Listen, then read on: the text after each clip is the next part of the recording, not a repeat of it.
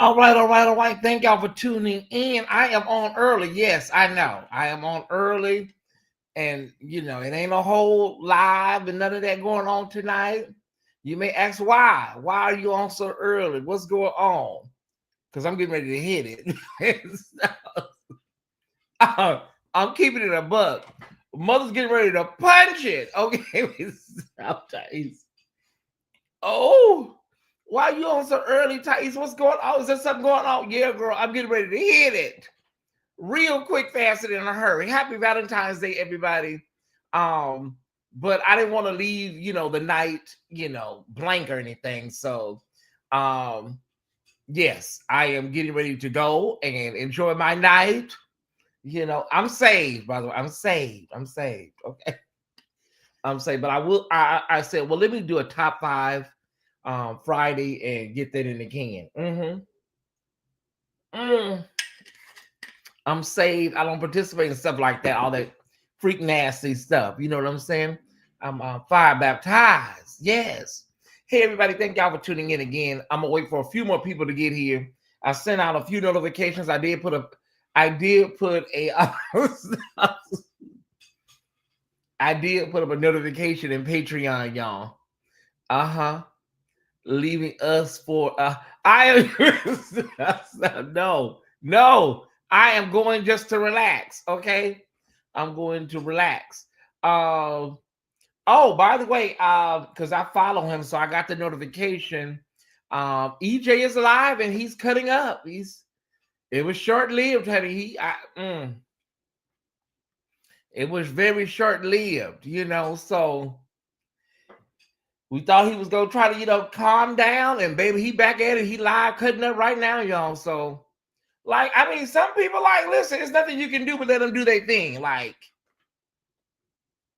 if he's gonna do his thing, let him do his thing. But you know, when the lawsuit comes, when the paperwork comes, just like be prepared for the paperwork. You know,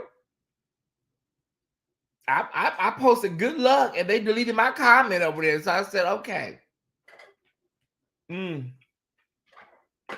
Earl's on Crenshaw, y'all. Earl's on Crenshaw. Some of y'all know Earl's on Crenshaw. They have vegan desserts. They have vegan desserts, and it is so good. They got a vegan chocolate cake, and thank you, I'm McDonald. And I never thought something vegan can taste like a real cake. Now, I'm going to say this. The texture of the cake is dense. You know, the texture of the cake is very dense. However, it tastes like regular cake to me. You know what I'm saying? It tastes like regular cake, Top Squad. So, If you've never had vegan cake, go to Earl's on Crenshaw. It's made with vegan butter and vegan sugar and vegan. The frosting, everything is vegan. It's this shirt. Every time I put on this pink or the light blue one, I always get a lot of lint or thread from it. I purchased the Yasso yogurt. It's so good. Yeah. And those are really good too. And it's helping me with my sugar. It's helping me with my sugar cravings. Really good. Yeah. Okay. Again, Earl's on Crenshaw. They got chocolate and they got lemon, but they're vegan cakes. As I said, it's really dense. It's a lot. It's the cake is kind of like very dense. It's not fluffy. Okay. So just be prepared for that. Okay. All right. Are y'all ready for the Top 5 Friday? Let's get to it. Let's get it done. Let's knock it out. How many Top Squad members are ready to get this Top 5 Friday situated? And we can be on our way. You can get ready for your date or your intimate evening or your trade or whatever. How many people are ready for our Top 5 Friday? If you're ready, let's put in the chat, ready. I'm waiting for just a handful of more people to come. Our people are not used to me being on this time of day, and I understand, but they'll see the replay. They'll get it. If you're ready for this Top 5 Friday, we're going to knock it out, get it in the can, and I'll be on my way. Okay? All of your LRLers in the house tonight, thank you for coming by. To my LRL family, we love you. We thank you. We appreciate you coming by. Since we were on last, Steve Bannon is telling Lard Ass to Tangerine Demon and Elon. Steve Bannon is telling them, pump your brakes, because a lot of MAGA folks are on Medicaid and all of these programs. Think, stop. No, let them do it. That's what we want. Let them do it, because they're going to have a damn revolt telling them to remember there's a lot of MAGA folks that are on these programs. No, don't stop them. Let them do it. Yeah. Okay. All right. Justice Department, breaking news. Justice Department moves to dismiss charges and Eric Adams. Of course they are. That's where we're at. This is a damn banana republic we're in now, y'all. Welcome to the banana republic. Okay. Y'all ready? Let's go. Exactly, Tabitha. Let the music play, honey. Just destroy the whole thing, honey. Just tear up the whole White House. We don't give a damn. Okay. Let me get to this really quickly. There we go. We got breaking news. Our first story coming in tonight. Our first story tonight is actually breaking news, and it is Jay-Z. Rapper Jay-Z, billionaire mogul Jay-Z is breathing a really strong sigh of relief, because Jane Doe, the Jane Doe that brought that lawsuit against him and Diddy, has dropped the case. You heard it here. You probably heard it here first. Yes, Jay-Z won. Hashtag Jay-Z won. Yeah, it looks like she has let me go with the Rolling Stone. Let's do Rolling Stone. Or we're gonna do a Hollywood Reporter. Hold on, Ty Squad. Let me pull this up. Give me a minute. I'll do the Hollywood Reporter. Okay.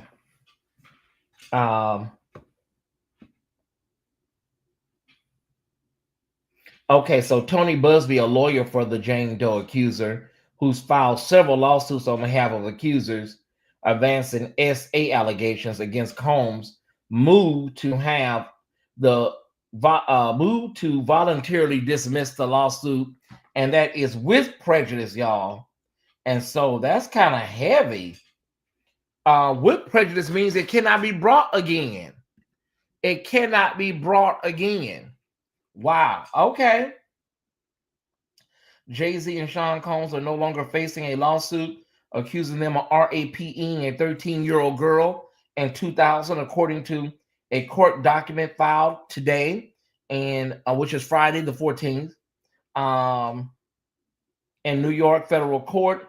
A lawyer for the anonymous accuser moved to dismiss the lawsuit with prejudice, meaning it cannot be refiled, Ty Squad, as I said a minute ago. Further details weren't disclosed. Okay. And a statement posted to ex-Jay-Z, also known as Sean Carter, called the allegations frivolous, fictitious, and appalling. He added the civil suit was without merit and never going anywhere.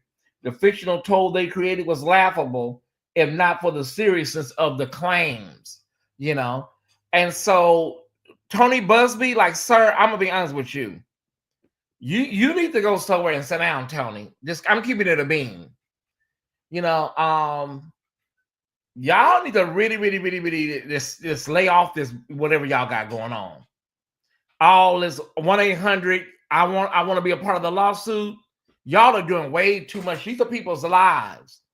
And Jay-Z, like Prophet Lovey, has the money to clear his name and fight, against whatever, is coming against him. Whether you're right, wrong, or indifferent, people have a right to defend their name and their brand, Ty Squad. So maybe now he'll go somewhere and start, kind of vetting these people a little better. Yeah, Bees on Marcus, this shit is crazy. This is bananas. Like, anybody can walk off the streets, Bees, and just be like, can I join the lawsuit? Yeah, come on in. Sure. Like, this is bananas. It is crazy boots. All right. But he needs to drop all of them. His plight has weakened. Like, for real. At this point, like, let's just go ahead and say, we'll try again if we get something more substantive on these matters. Even if it was true that wealthy can be the case, I agree. Okay, there's a young man. He's out of Atlanta. He's an influencer. He's like 500,000. He has like 500,000 followers on Facebook alone. He's a plus size guy. He's real heavy. And he does a lot of funny skits. He eats a lot. Y'all know these content creators that they eat and eat and eat and eat, and everybody's laughing and everybody is joking and whatnot. And so this particular young man is in the hospital right now. He got, all kinds of things hooked up to him, and he's on oxygen right now. And he's from his hospital bed letting people know, like, I'm not accepting any visitors and stuff. And, he's still doing skits from the hospital, and he's very, very young. He's very, very young. And I'm going to just say this, Ty Squad. I'm going to just say this. Mr. Crying Bad, that's him. I'm going to say this, because I'm on a journey right now. I'm doing things to kind of, get myself together health-wise. And I'm serious about mine right now, real serious. It is a shame that these people sit up on social media. They sit up on social media and they allow people literally to unalive themselves in front of you. It's sad. You're sitting up and you're allowing people literally to unalive themselves for your entertainment. It is sickening. It is sad. Not just him, countless content creators that are obese, morbidly obese, and y'all are sitting up here laughing and enjoying as someone is doing harm to themselves. It is sad. And these young people are passing away for your jokes and for your entertainment. You ought to be ashamed of yourself. This boy is not, I know he's not 25. And at the hospital with things all hooked up to him on oxygen. I am, at damn near 50, and I said, listen, if I get this 49th birthday under my belt, I'm going to start the day of the 49th birthday making some changes. I've seen him drink a whole bottle of wine, and people laugh. They sit there and laugh, and they donate, and it's like, and they, it's sad. It really is sad, y'all. I've never, ever, ever in my life seen people, this social media experiment that we have called social media. I've never seen such carelessness with people, just, their well-being. These people do not care about you, honey. I promise you they don't. And now they're all in the comments, got prayer hands up, and we praying for you, and we love you, and yeah, and if this boy passes away, they just move on to the next person that does that. It's a young lady that just piles her plate full of starchy foods.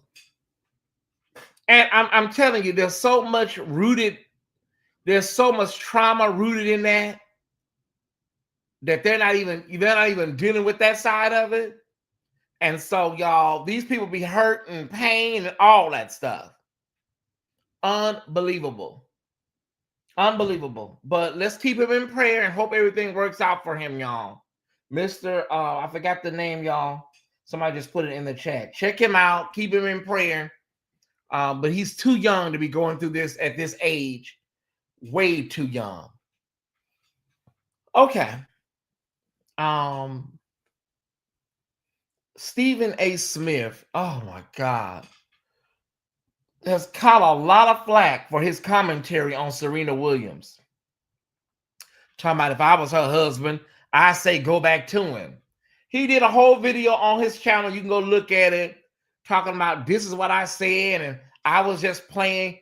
If this man, at the rate that he walks stuff back, y'all, he walks stuff back at a rate that's just unbelievable. Like, every other day, he's walking something back, correcting something. This is not what I meant. And it's like, sir, that crip walk, all that stuff didn't have nothing to do with Drake. It had a bigger meaning. You missed it. Now that you have been explained to what the hell was going on, now you want to come on your channel and be like, okay, well, this is what I meant. This is what I was talking about. Sir, go somewhere and sit your ass down. You are mad annoying, Stephen A. Smith. You are annoying boots. I promise you are. Somebody, like, oh my God, and they pay him so much money, BJ. If you saw his damn contract, you'd be like, what are they could give me like 1/10 of that money. You know what I'm saying? And that's why Stephen don't have a follow wife. Like, sir, I never seen him with nobody. Never seen Stephen A. Smith with a wife or a woman, a girlfriend. He gives me trick vibes, y'all. I'm gonna be honest with you, like he be out there tricking. They be saying he look like Sherman Hemsley. They be saying he look like George Jefferson. You really sounded like a man that really is not evolved, and you're not in 2025. That's how you sounded. So yeah, it's too late. Don't worry about it. It's getting to that point now, Ty Squad's like, don't even worry about it. Just shut up. Don't even explain it. Nobody cares. When is his contract up? When does he retire? Just shut up. Damn. Oh my God, I'm sorry. I got triggered. Girl, it's like it's always something or another with this man. Okay, y'all, it is, what time is it? It is 7:28, and we don't have anything that I know of, right? We don't have anything. And so, yeah, I think that it's like, they're going to do it the way Dwayne them did it. They're not going to put it in early, and we'll have information about it tomorrow, which will be Saturday, And so, child, listen, it is what it is, Ty Squad. It is what it is. I was in the car coming back today, from my errands, and I was thinking to myself, I was like, we are sitting here waiting on a response from a pastor or a bishop concerning some of the worst allegations you've ever heard in your, religious life. This is where the hell we're at in 2025. Like, y'all, this is sad. It is so damn sad. I think they just put it out. They put what out? There is a response. Okay, well, hold on. Let me check. Hold on, y'all. Thank God I came on. Look at God. God knew I needed to be on at this hour. Hold on. Oh, God is faithful. He's faithful and just. Give me a minute.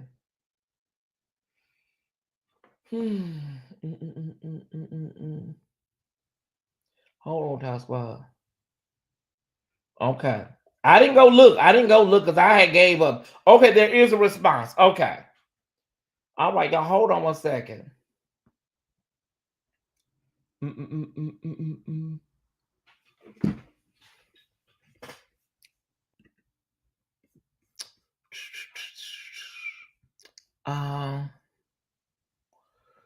Whew, child, this is too much. Okay.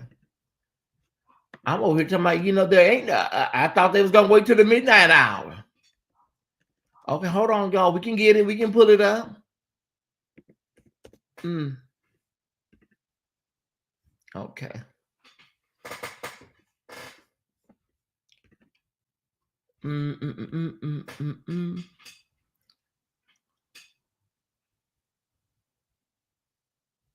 We're waiting, y'all. We're waiting. Hold on 1 second, everybody.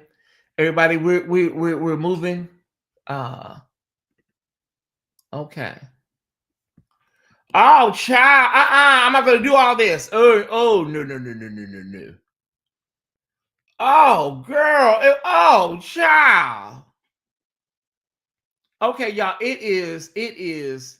I haven't read through none of this. It is 28 exhibits. 28 exhibits, Ty Squad.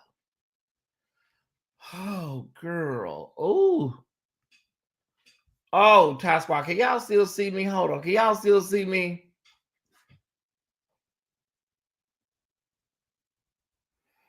It is 28 exhibits, Ty Squad. I kid you not. Hold on.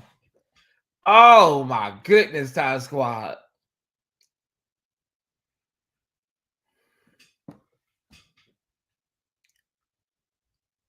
Y'all feel like doing this right now, y'all. Okay, thank you for the cash app. 28 exhibits, y'all. Oh, how much is that gonna cost? At 15 cents a page, girl. Hold on, y'all. Let me see what we got here. Hold on. Okay. Buy documents. Okay.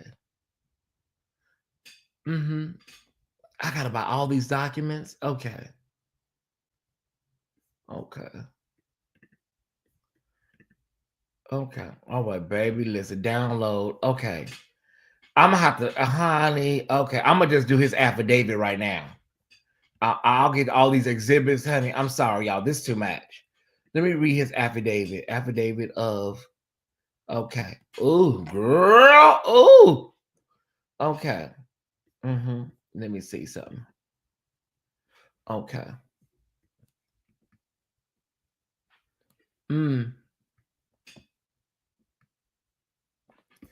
Okay. And he ain't got they ain't got them John Doe's filled in. I see that. They ain't got them John Doe's filled in. Okay. Let me see if I can get this uploaded over here. Okay. And then go over here. Didn't the judge limit the baby? They went. They didn't care. Okay, your computer. Upload file. Recents. Do we got the recents? Okay. Okay, documents. Downloads.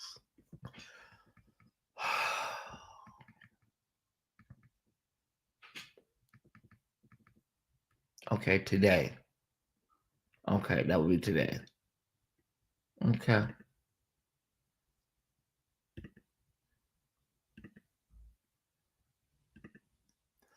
Okay, it says something. Something said today. Wait a minute. Okay. Okay, there we go. Open.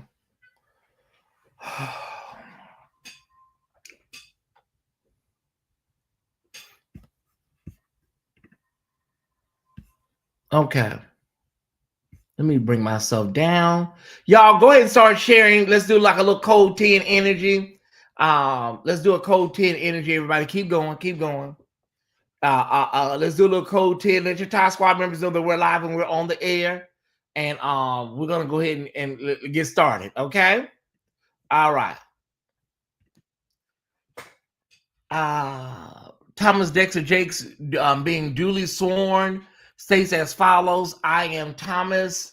Okay, I am Thomas Dexter Jakes, and I live in Dallas, Texas. Okay, I have reviewed the affidavits of Dwayne Youngblood and Richard Youngblood and submitted in support of the motion to dismiss.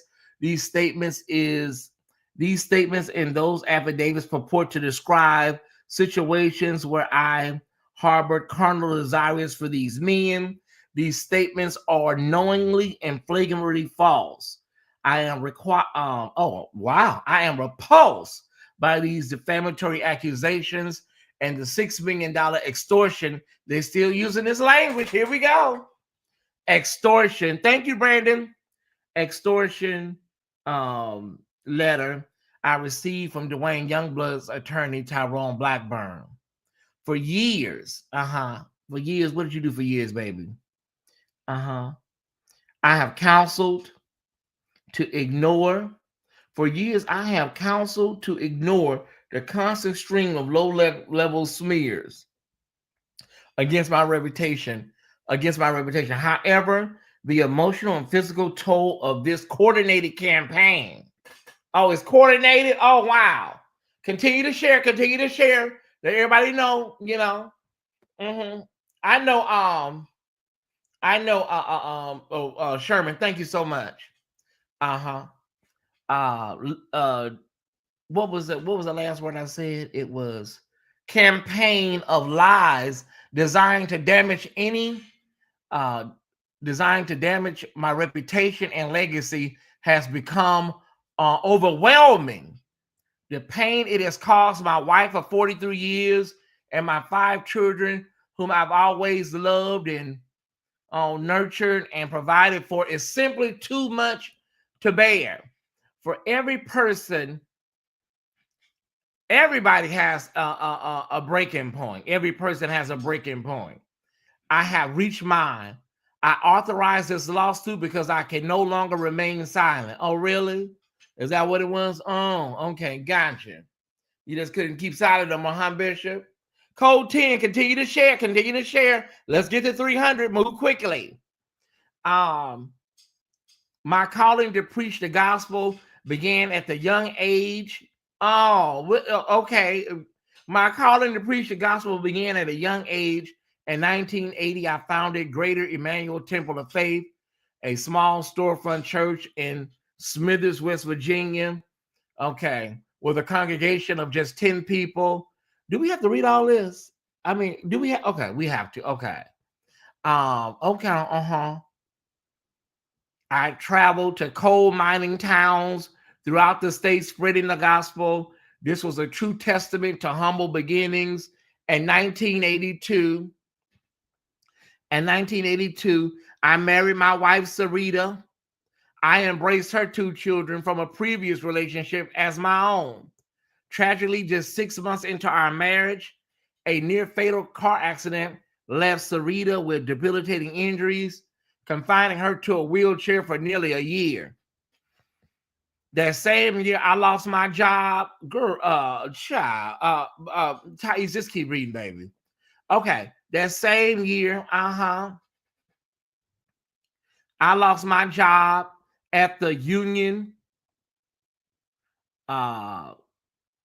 Carbide Chemical Plant. Okay, due to its closure, further compounding our already difficult financial situation. To feed my family, I worked nights digging ditches for gas lines with my brother. But even this arduous labor was often insufficient. It is within this context, the reality of my life in 1986, that Dwayne Youngblood makes his preposterous claim nearly 40 years later on the Larry Reed Live podcast that I promised him lifelong financial support in exchange for sex whenever I visited Pittsburgh. The assertion is not only ludicrous, it is a bold-faced lie. We're almost there. We can get to 300. Keep going. Okay. To be clear, while I occasionally traveled to Pennsylvania around 1986 to preach at area churches that were a part of the Greater Emmanuel International Fellowship Network, I never tried to corner, grab, or kiss any teenagers. Oh, okay. I never phoned Dwayne Youngblood to proposition him for sex in exchange for financial support. And I never groomed, sexually abused, sexually assaulted, and engaged in predatory conduct of a sexual nature towards Dwayne Youngblood. Somebody is lying their faces off. Who? I don't know. I never apologized to Youngblood for any such conduct because it did not happen. Okay, y'all, somebody is lying. Who is lying? Oh my God. Oh, girl, somebody is lying through their teeth. Dwayne. Oh, child. Dwayne, come here, baby. Come back out of here, baby. Mm-hmm. You know what, Brandon? And I'm reading this small ass print, so y'all please forgive mother. This shit is small boots. But I'm my face is all up on the screen, nephew. Okay. During that period, I was barely keeping my own family out of poverty. I was not the Bishop Jakes of today. Okay. Oh, so he said he didn't have no money to be tricking, y'all. He said he didn't have no damn money to be tricking. How the hell could he be tricking when he was digging ditches for gas lines? Kim Sims, he said he didn't have no money to be out here tricking on booty. Oh, Bishop Jakes, honey, somebody is lying. And both of y'all need to come to the front, come outside right now, so we can find out what the hell is going on. Tyesse, you finna be late for your situation, baby. So okay, I'm gonna be a little late. It's okay. Oh, wow. He said, I was not the Bishop Jakes of today. I was a pastor with no substantial following and no financial resources. My home was a small wood frame structure. Oh, now he coal miner's daughter. So now he painting this like Little House on the Prairie. Now they the Ingalls family. Oh, child. You know, I cannot, Crystal Marshall. Now they over there like the Little House on the Prairie with some logs in the fireplace, sweeping out the caboose. Oh, child, bees on Mars. I guess they were sitting around eating bowls of beans around the fireplace, sweeping out the caboose. I cannot. Okay, I'm sorry, y'all. I'm getting off. Okay, let me keep reading. He was not the Bishop Jakes of the day. Okay. My home was a small wooden frame structure. There were no signs of prosperity. My life was consumed with providing for my family, often amidst severe hardship. There were numerous nights when my wife and children returned to a home without water or electricity. I often share the story of how I turned the shame of utility shutoffs into a game with my two oldest sons, being just 5 and 6 years old, seeing who could reach the rooms without stubbing their toes in the dark. Child, this is too much. Can somebody give me some violins? LaFrance, Janai, go give me a couple of violins. Callie, yeah, they're giving Laura Ingalls, Little House on the Prairie, coal miner's daughter. And Jolene over there, the log cabin. Jolene. They're giving Jolene. Both of them could have, baby, listen. Okay, so they was praying how to get upstairs without stumping their toes in the dark. Okay. My circumstances began to improve in 1992. I managed to scrape together enough money to travel to Tulsa, Oklahoma for Azusa 92 evangelical conference. Initially, I was largely ignored. However, my faith changed on the second day when I was introduced to prominent evangelist Carlton Pearson by Sarah Jordan Powell. Y'all know the great Sarah Jordan Powell. She sings, "Here's what I like about it. He'll take your gloom." Okay. Mm. His support led to a speaking engagement at the following year's conference, Azusa 93. There's my sermon. There, my sermon, "Woman Thou Art Loose," resonated powerfully with attendees and launched me into national prominence. And you couldn't even go to his damn funeral. Oh, I done got triggered, y'all. And you couldn't even go to the man's damn homegoing service. Okay, let me come back. There, my sermon, "Woman Thou Art Loose," resonated powerfully with attendees and launched me into national prominence. Before this pivotal moment, my ministry was a modest local calling. Why are they putting Carlton Pearson all in this mess? You using him in this lawsuit, but y'all wouldn't go check on him and see about it when he was sick. But you're gonna put him in this mess. Oh, okay. Today, I have diversified my income streams as an author, film producer, real estate developer, and more. Oh, really? Oh, interesting. However, during the time period referenced by Dwayne Youngblood, I had none of this. Oh, you had none of it? Oh. I am, in my 68 years, my only involvement with the justice system has been primarily through the Texas Offenders Reentry Initiative. That's or Tory. The Texas Offenders Reentry Initiative, a faith-based program that helps formerly incarcerated individuals reintegrate into society. Through Tory, we have assisted over 40,000 individuals in rebuilding their lives by providing support. Okay, y'all. Okay, we listen. We was live, Larry.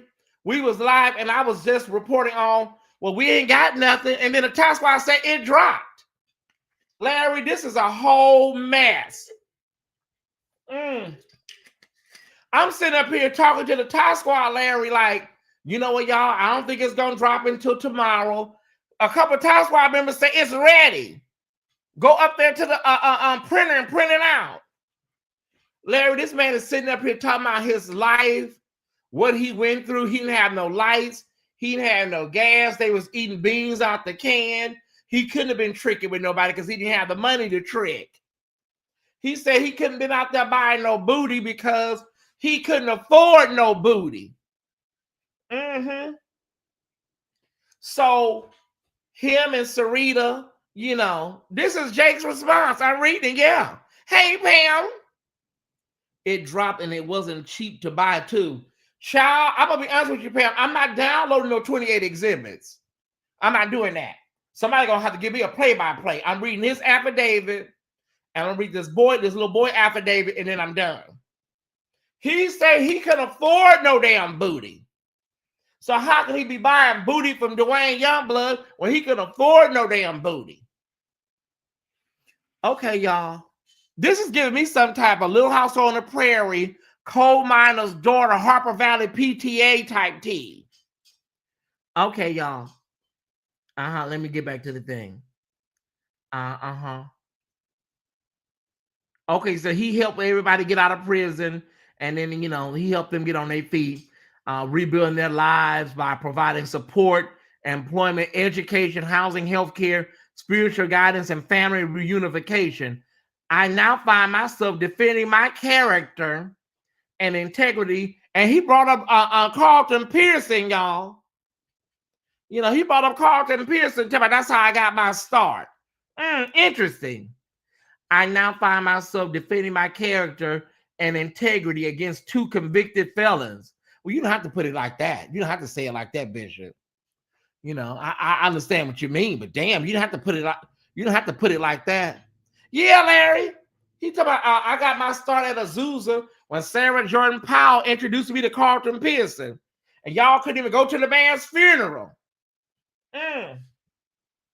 This is sick. Okay. I'm back, y'all. I'm getting triggered a lot. Dwayne Youngblood. Okay, I now find myself defending my character and integrity against two convicted felons acting at the behest of an overzealous blogger. Wait a minute, that's my damn friend. Hold up 1 second. Larry is my damn friend. Larry is not damn overzealous. He is ambitious. Oh, how dare you? This is sick. He gonna call Larry an overzealous blogger. Uh-huh. Oh, hell no. We not tolerating this shit. Talking about on the behest of an overzealous blogger attempting to extort $6 million from me. Okay, first of all, Larry needs to sue. Larry needs to call his attorney right now and see what he can come up with. Y'all can't just be putting this shit out here like this. I'm talking about an overzealous blogger. You know, you put some names on it. You call him Larry Reed Live. You don't kind of dismiss him talking about some overzealous blogger. This is some sick shit. Huh? Oh, okay, I'm sorry, y'all. I done got so caught up. Are y'all sharing this video? You share everything else. You share insurance cards. Oh, okay. Okay, so he says attempting to extort $6 million from me. Dwayne Youngblood claims to have confronted me about the alleged attempted kiss, yet I never heard a whisper of this supposed incident until his appearance on the Larry Reed Live podcast. Okay, that's better. You put a name on it. You give him distinction. And you don't just talk about some blogger. Oh no, you don't do that. Okay, here we go. Until his appearance on the Larry Reed Live podcast. Although Dwayne blames this conjured up incident as an excuse for his abhorrent behavior, it is my understanding that he never brought any of this up as a defense in either trial that resulted in him spending half his life in prison. Oh, Jesus. Okay, all right, Dwayne, he hitting hard, baby, with these with this, you know, with your personal life, Dwayne. He's slicing your ass like you at Benihana with your personal, you know, shortcomings, Dwayne. It's okay. Get back up on the ropes, Dwayne. Get up on the ropes. You up against the ropes. He's slicing the shit out your ass, Dwayne, with these damn personal digs. Okay, so I never heard a whisper of this supposed incident until his appearance on Larry. Okay. Although Dwayne blames this conjured up incident as an excuse for his abhorrent behavior, it is my understanding that he never brought any of this up as a defense in either trial that resulted in him spending half his life in prison. I nor anyone he is now maligning was brought up in either trial. Okay. I'm no Pam Esquire, and I'm no lead attorney, but he don't have to bring up that in no trial, sir. He don't have to do that, you know. Just because he didn't use that as a defense in his trial doesn't mean it didn't happen. Maybe he was not ready to talk about it at that time, Bishop. Okay. Maybe he didn't want to share it at that time. Okay. I know anyone he's maligning was brought up at either trial. Make this make sense. All right. He want to he want to put little zingers in there. Make this make sense. If this event truly occurred and was as traumatic as he claims, why hasn't it never surfaced in any of Dwayne's own molestation cases where such a detail would have been paramount to his defense? Not really. No, Bishop, it don't work like that. Okay? You're being really, really, really, really presumptuous not to be a lawyer. Yeah, you got a lot of legal theories. You know, you think you Annalise Keating or some damn body. It is with deep sadness that I find myself responding to these egregious and defamatory claims. My willingness to address them does not diminish the need for justice. I am one of many who have been targeted by these malicious individuals. Child. My commitment extends beyond defending myself. It includes exposing these individuals and their tactics, which often prey on those who lack the resources to defend themselves against such calculated attacks disguised as truth telling. I must add, the inconsistencies in Dwayne Youngblood's narrative are too numerous to address comprehensively. Oh, no, sir. If there were ever a time, right now is the time. If you want to address something, you need to address it now. Oh, you don't do what was too much for me to talk about right here, but no, now is the time to talk about it. If this is what you wanted, sir, I don't get these people, y'all. Hold on 1 second. I'm responding to a text. Give me a minute, Ty Squad. Hold on. Child. Hold on, Ty Squad. I'm responding to a text.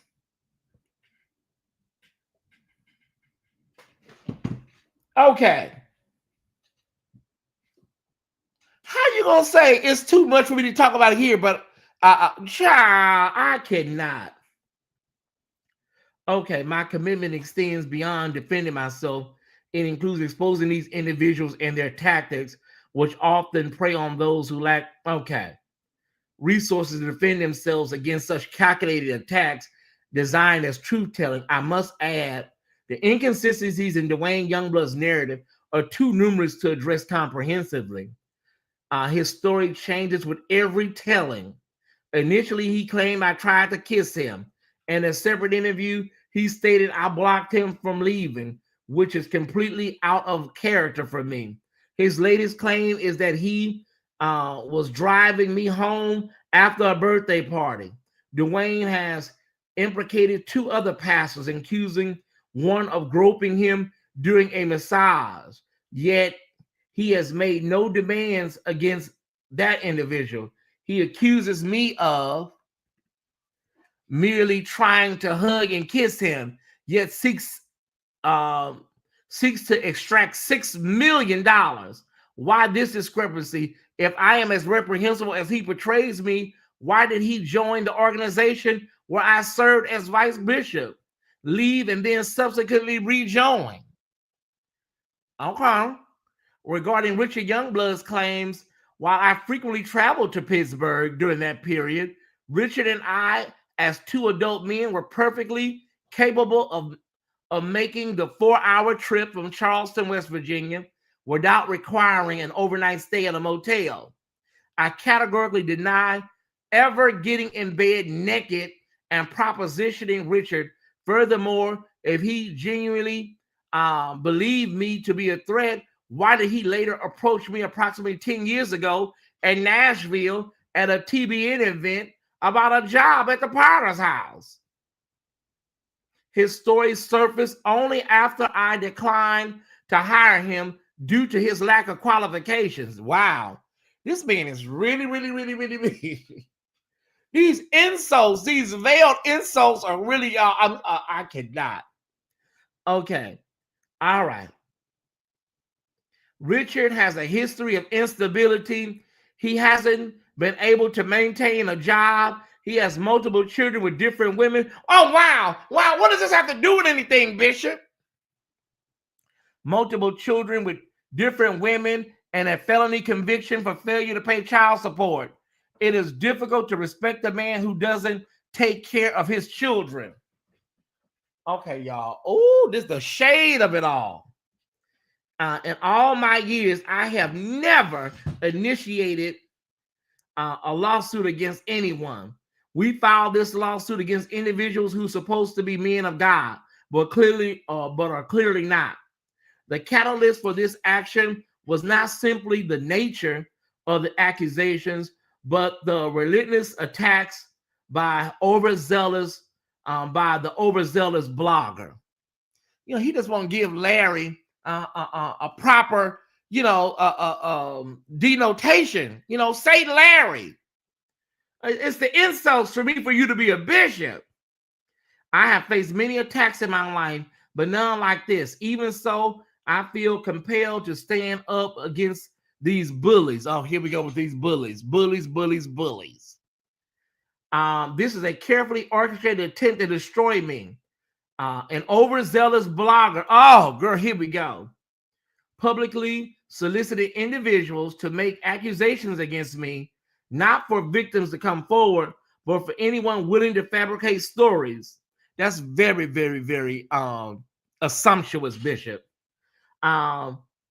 Okay, but for anyone willing to fabricate stories, he explicitly stated his strategy and one of his podcasts before his interview with Dwayne. The claim doesn't have to be true. It just needs to be filed. Once it's filed, I can talk about it on my show.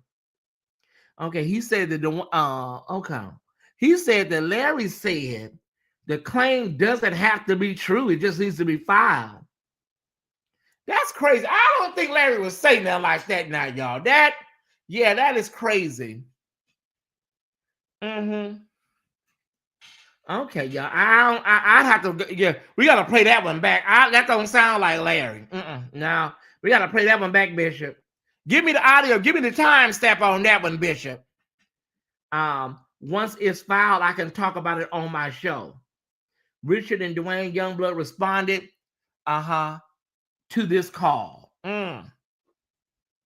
They are working in concert, relentlessly targeting me and my family with vicious, unfounded attacks. I spent the past year enduring their vicious attacks, lies, rumors of my wife leaving, rumors of my church abandoning me, and so much more. All of this was happening while I found myself helping my wife recover from knee replacement surgery and while helping my brother navigate kidney failure. This unwarranted stress brought me to a place of having a health crisis on stage in front of my entire congregation. As a guy who had no previous health challenges, this near-death experience was a turning point for me. Enough is enough. You know what? I cannot, y'all. I'm sorry. I can't. I'm sorry. I can't do this. I'm gonna have to be. I'm gonna have to just tell it like child, girl, evangelist, niece, apostle. Let's not do this. I suspect a larger network is involved in this scheme, all anticipating a share of this attempted money grab. Dwayne's ambition and confidence in extorting $6 million from me are evident in his preemptive actions. Establishing a website, commissioning artwork, hiring a publicist, and announcing the launch date for not one, but two books, a tell-all about me and another entitled How to Get Rich. All of this was in motion before I even received the $6 million extortion letter from Blackburn. So the man can't, everything's about you. Okay, he can't have a publicist. He can't do a book, tell all book about his experience, Okay, got you. Blackburn has stated that he is not being played by Dwayne. If this is true, the question must be asked, who is funding Blackburn's efforts? That ain't none of your business, okay? That ain't none of your damn business. Pam, this is coming across as a damn bio for a damn book he's writing. Some type of a forward or introduction to a damn book. Okay. Blackburn has stated he's not being paid by Dwayne. If this is true, the question must be asked, who is funding Blackburn's efforts? The only logical explanation is that he fully expected me to succumb to the pressure of his false accusations, and pay him $6 million to remain silent. Finally, Dwayne and the overzealous blogger had already publicized this fabricated story. Why would I pay them not to tell something they had already broadcast to the world? This tactic aligns with Tyrone Blackburn's established pattern of behavior.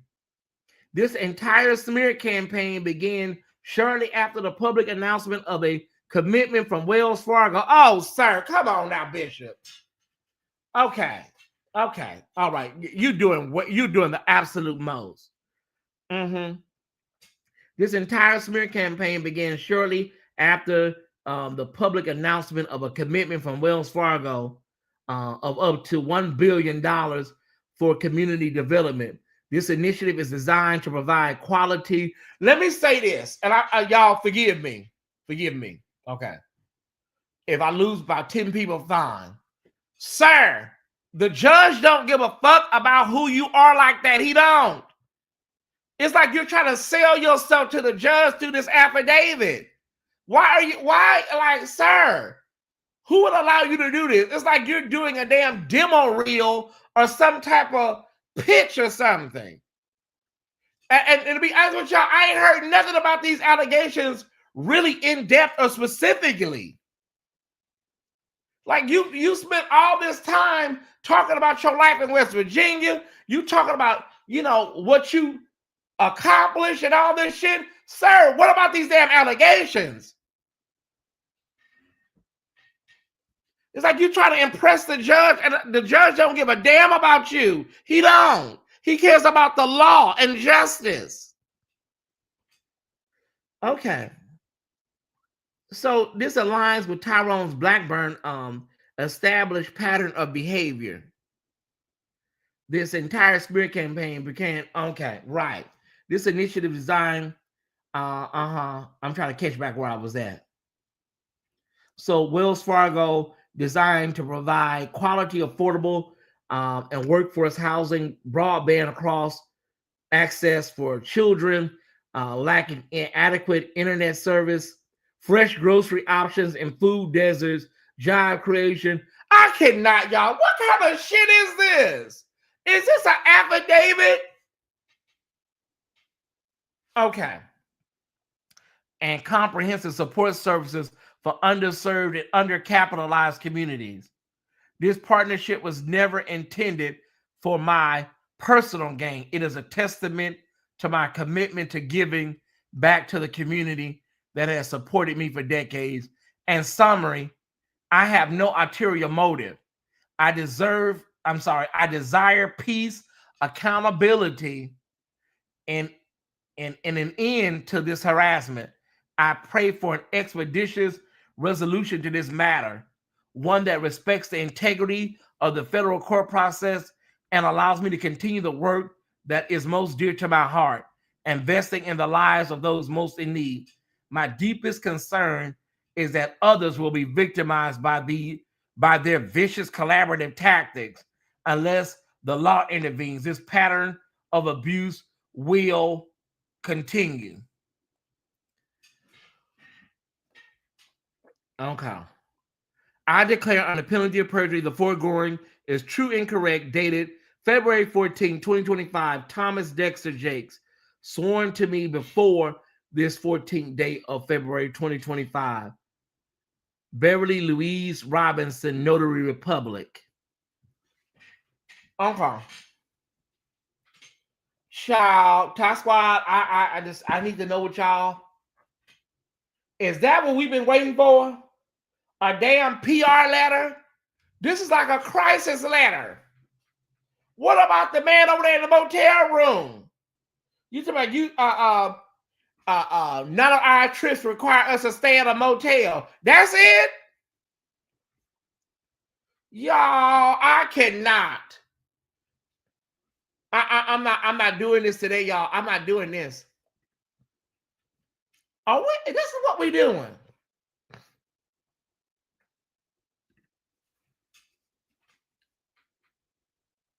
What about you? Your dick up against this man's booty and stuff. I can't. Here's the link, everybody. Anybody want to come up? Do we need to read Jermaine Jakes, the son? Oh, Jermaine, what's his name? Jermaine. Let me see what he said. Jermaine Jakes. I can't do this, y'all. I had my night plan. I had my whole night plan, Ty Squad. I'm gonna drop this link for any and everybody that want to come up. Hell, just come up and just empty your guts tonight. Let it all out. It's Valentine's Day. Let me see, y'all. Documents, downloads. Was it documents? It was, what's that boy named? Jermaine Jakes? I think that's his name. Okay. No, that's not it. Okay, documents. I'm pretty sure I did it all. Okay, wait a minute. If I didn't get it, it's okay. Okay. Is that the one? I think that's it. Excuse me for being all on the screen, Ty Squad. I want to see if this is the one. I hope I'm doing the same one over again. Is this? Hold on. Okay. This is Jermaine Jakes. How many pages is this? I'm not doing all this. Okay. I'm not doing all this. I'm coming, Pam. Let me read this real quick, sis. Let me drop the link already. Let me read this boy. How long is this? I'm not reading all this shit, y'all. Oh, it's not that long. It's 2 pages. Okay, it's like 1 page, really. Hold on, y'all. Let me drop the link for my sister. Wait a minute. Hold on. I have plans tonight, honey. I have plans. So this is messing my damn plans up. Okay, hold on, Top Squad. Let me get this situated here. Okay, what am I doing? I'm doing a what's doodle. I'm trying to find the damn link. StreamYard. Okay. And then invite guests. There we go. Okay. Y'all, I just cannot. Pam, I sent it to your phone, sis. I sent it to your phone. That's why I sent it, sis. I sent it to your phone. Okay. Okay, Jermaine Jakes, duly sworn, all that.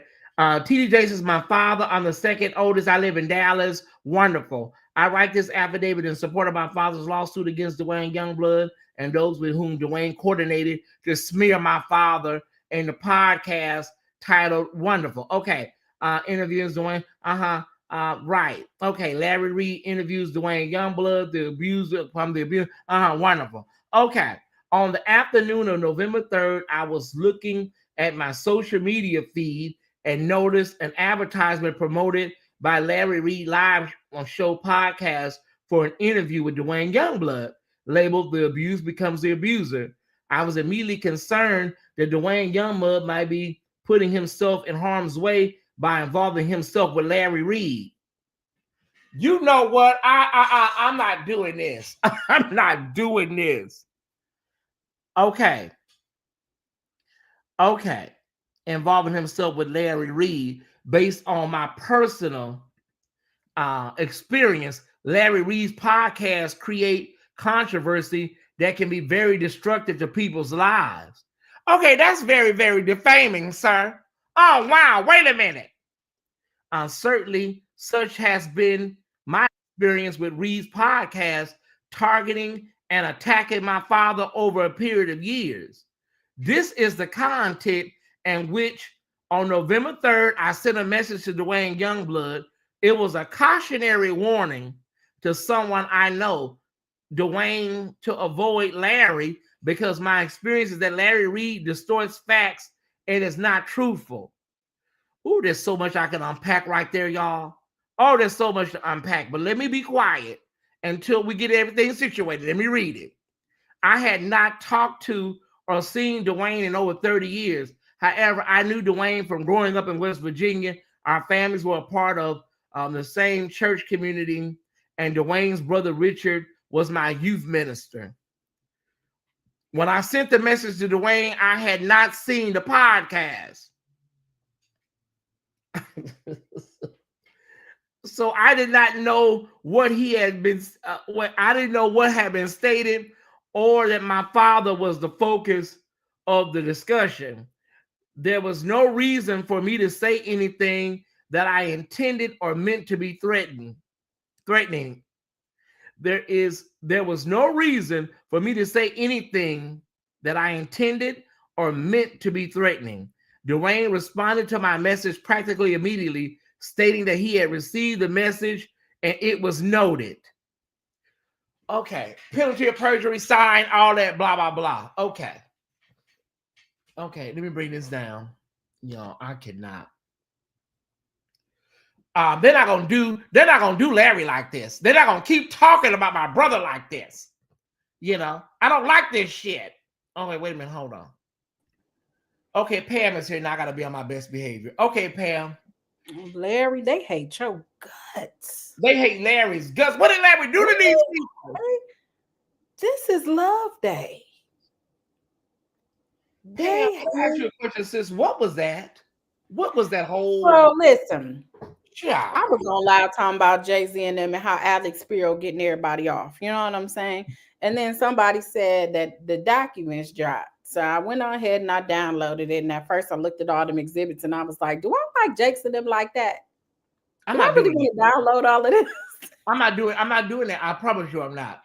But I came on to talk about this alleged extortion. That letter was a part of it. So I'm here on behalf of my brother counsel, Blackburn, to say that that was not an extortion letter. That was a general demand letter that most attorneys actually do file, as I thought that it was. It was nothing that was nefarious about it. It was in, what exhibit was it?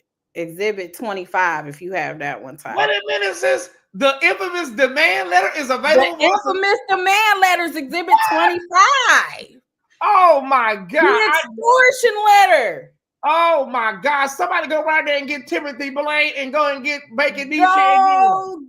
I need come on. We are about to see how we as attorneys actually write demand letters. What exhibit was this? All this is. Exhibit 25? Yeah. Okay. What? Mm-hmm. Okay. Wait a minute. No, that's exhibit. Okay, that's the wrong exhibit. Hold on. You want me to email it to you if you don't want to? I did. Oh no, that's exhibit 25. Got it. They got it's attachment and then exhibit. That's what's throwing it off. Okay. I see. Attachment 29, exhibit 25. Got it. Okay. Oh Lord, somebody said something in the chat about me and Deb done seen it. Who is that? Brandon is my nephew. Get your nephew. Oh my God. Brandon is very, very, he loves beautiful things. Y'all, okay, y'all be good in the chat. Be good. I'll marry what's his name? Brandon. I did not do this. Okay. Dale snuck up in that chat so fast. I ain't even here. Batman. Okay. And then I need to go over here. Okay. So expound upon the demand letter since while I get it uploaded. Okay, so I told you all before that what it sounded like to me was that it was just a demand letter. It was the demand letter. You can either take it or leave it. We usually give you a certain amount of time. We'll put some facts in there as to what we believe occurred. And it wasn't even an extensive demand letter. My demand letters are usually more extensive because I'm going to tell you everything I'm about to file. Sometimes I actually attach my complaint so you know what I'm going to file and the allegations and the exhibits that I have that would be attached to it. However, he just did a simple demand letter with the allegation and then he in an attempt to settle before litigation. And it wasn't, I was looking for language, I guess, that may be the out of the norm for attorneys. And I will say Blackburn's letter was not out of the norm. It just was not out of the norm as far as the language that was in there. So I do believe because this extortion things keeps floating around and all these bloggers keep making it as if it's extortion, as an officer of the court and as, obviously an attorney, I just wanted to say that this is part of the norm. And now we have the letter so you guys know what I'm talking about. Okay. And why this thing is taking forever is beyond me. It's okay. We're going to get it. There it is. Okay. All right. Why this is 4 pages, right, Pam? It says 1 of 4. Okay. So I think it's not even that long. That's why I said, shoot, they probably would have been trying to put me under the jail then because my little demand letters is like I got a whole story 20 years ago. What is that? Look. When you were a little Picture. boy. Picture is Sicily, 1938. That's Okay. how I am. That's exactly who I am. Okay. I'm like Sophia. Pam, it's so many exhibits that I have already in here that's already like, because Dwayne had 1,000,000 exhibits and all that stuff is like, it's too much. It's too much. Okay. So Okay, I don't know what is going on with these guys in this chat room, but I'm gonna need y'all to stop talking about how beautiful I am and all of that because you disrespected my husband. Pam is beautiful. Now, some of these men are Y'all LGBTQ. doing a lot. Some of the men are Huh? LGBTQ. Ah, okay. Is that okay? I don't know you asked that. Shoot, I ain't listen. Some of the men are LGBTQ. I mean, it should be okay. Like, if you're beautiful, you're beautiful. You know what I'm saying? Thank you, Ty. Thank You're you so welcome, much. sis. They'll just, just give them just a little bit.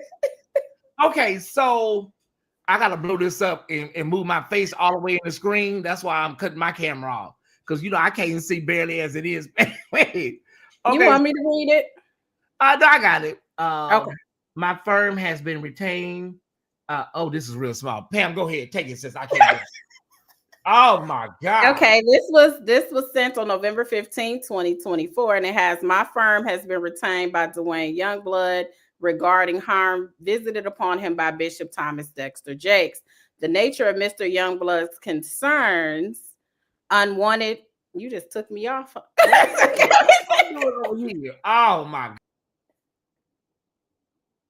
Playing around with all of the tools and stuff in there. Okay. We sorry. got it. We back. Go ahead, Pam. I'm done. The nature of Mr. Youngblood's concerns unwanted sexual assault and harassment. This letter is intentionally, I think he meant trying to avoid, okay.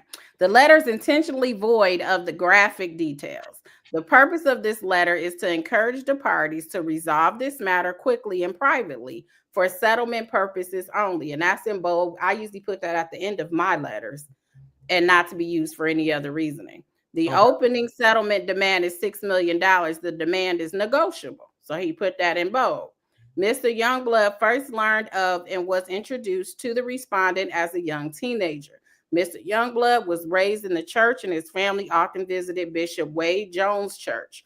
Throughout Mr. Youngblood's teenage years, respondent often visited Bishop Jones Church. During one of those visits, respondent began sexually assaulting and or harassing Mr. Youngblood. Upon information and belief, Mr. Youngblood was between the ages of 17 and 19. As respondent's career took off, Mr. Youngblood's interactions with him decreased over time. Mr. Youngblood was forced to interact with the respondent with the encouragement and urging of Dr. Sherman S. Watkins. Mr. Youngblood obliged, and he confronted respondent about the harm respondent visited upon him. Respondent said, quote, "At that time, my stock was rising and I would have slept with anyone," end quote. After this distasteful confession, Mr. Youngblood was forced to interact with respondent throughout the years due to their membership in the same organization. In conclusion, Mr. Youngblood has authorized my office to make a pre-litigation settlement demand of $6 million. This settlement will provide Mr. Youngblood with the necessary, next page.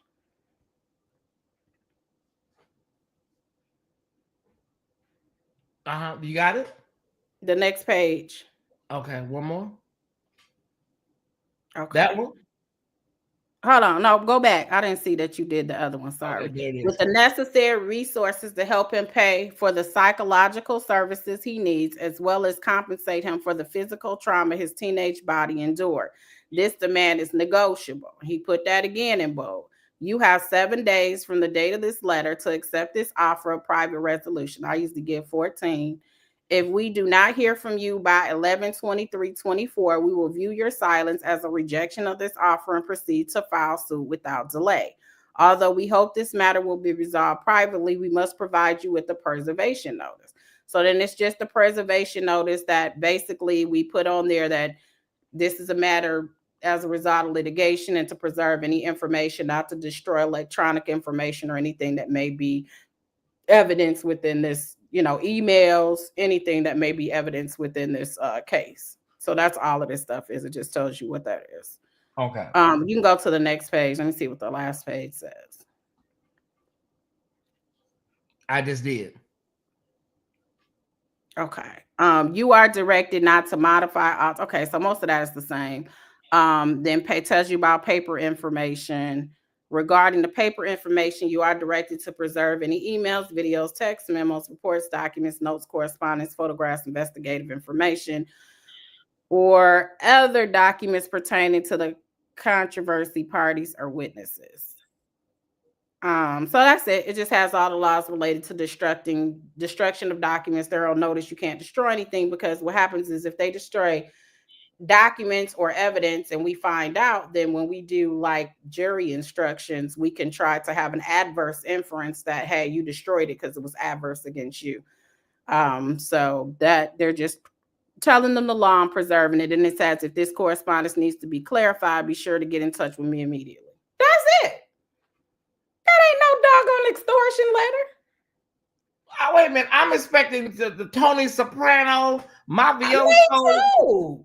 Oh, child. Listen. I've been saying that that's not uncommon, and I didn't see Blackburn actually doing that, regardless of what people were saying about him. Mm-hmm. But now they're trying to turn, which is a slippery slope, them trying to turn simple demand letters that we all do before we file lawsuits into an extortion letter. This is not extortion by no stretch of the imagination. It's just the fact that they would use that terminology, Pam, and what the letter says kind of makes me look at them a little differently, because if you know that this is very standard in law, and then you went and you filed this using that terminology, what does that say about them? That's kind of like. I think it's the $6 million. They thought because of the number that was put on there, they can get away with that by saying it was extortion, because it was kind of high. Because I said that before. I do think, and I guess Blackburn was saying, well, I said it's negotiable. Yeah, but there are some numbers that people give that really you ain't nowhere in the ballpark. So that's just like if before I file a lawsuit, I tell you my client's case is worth $1 million, and you tell me, oh, Pam, I'll sell it for $10,000. It's offensive, so I'm just gonna file.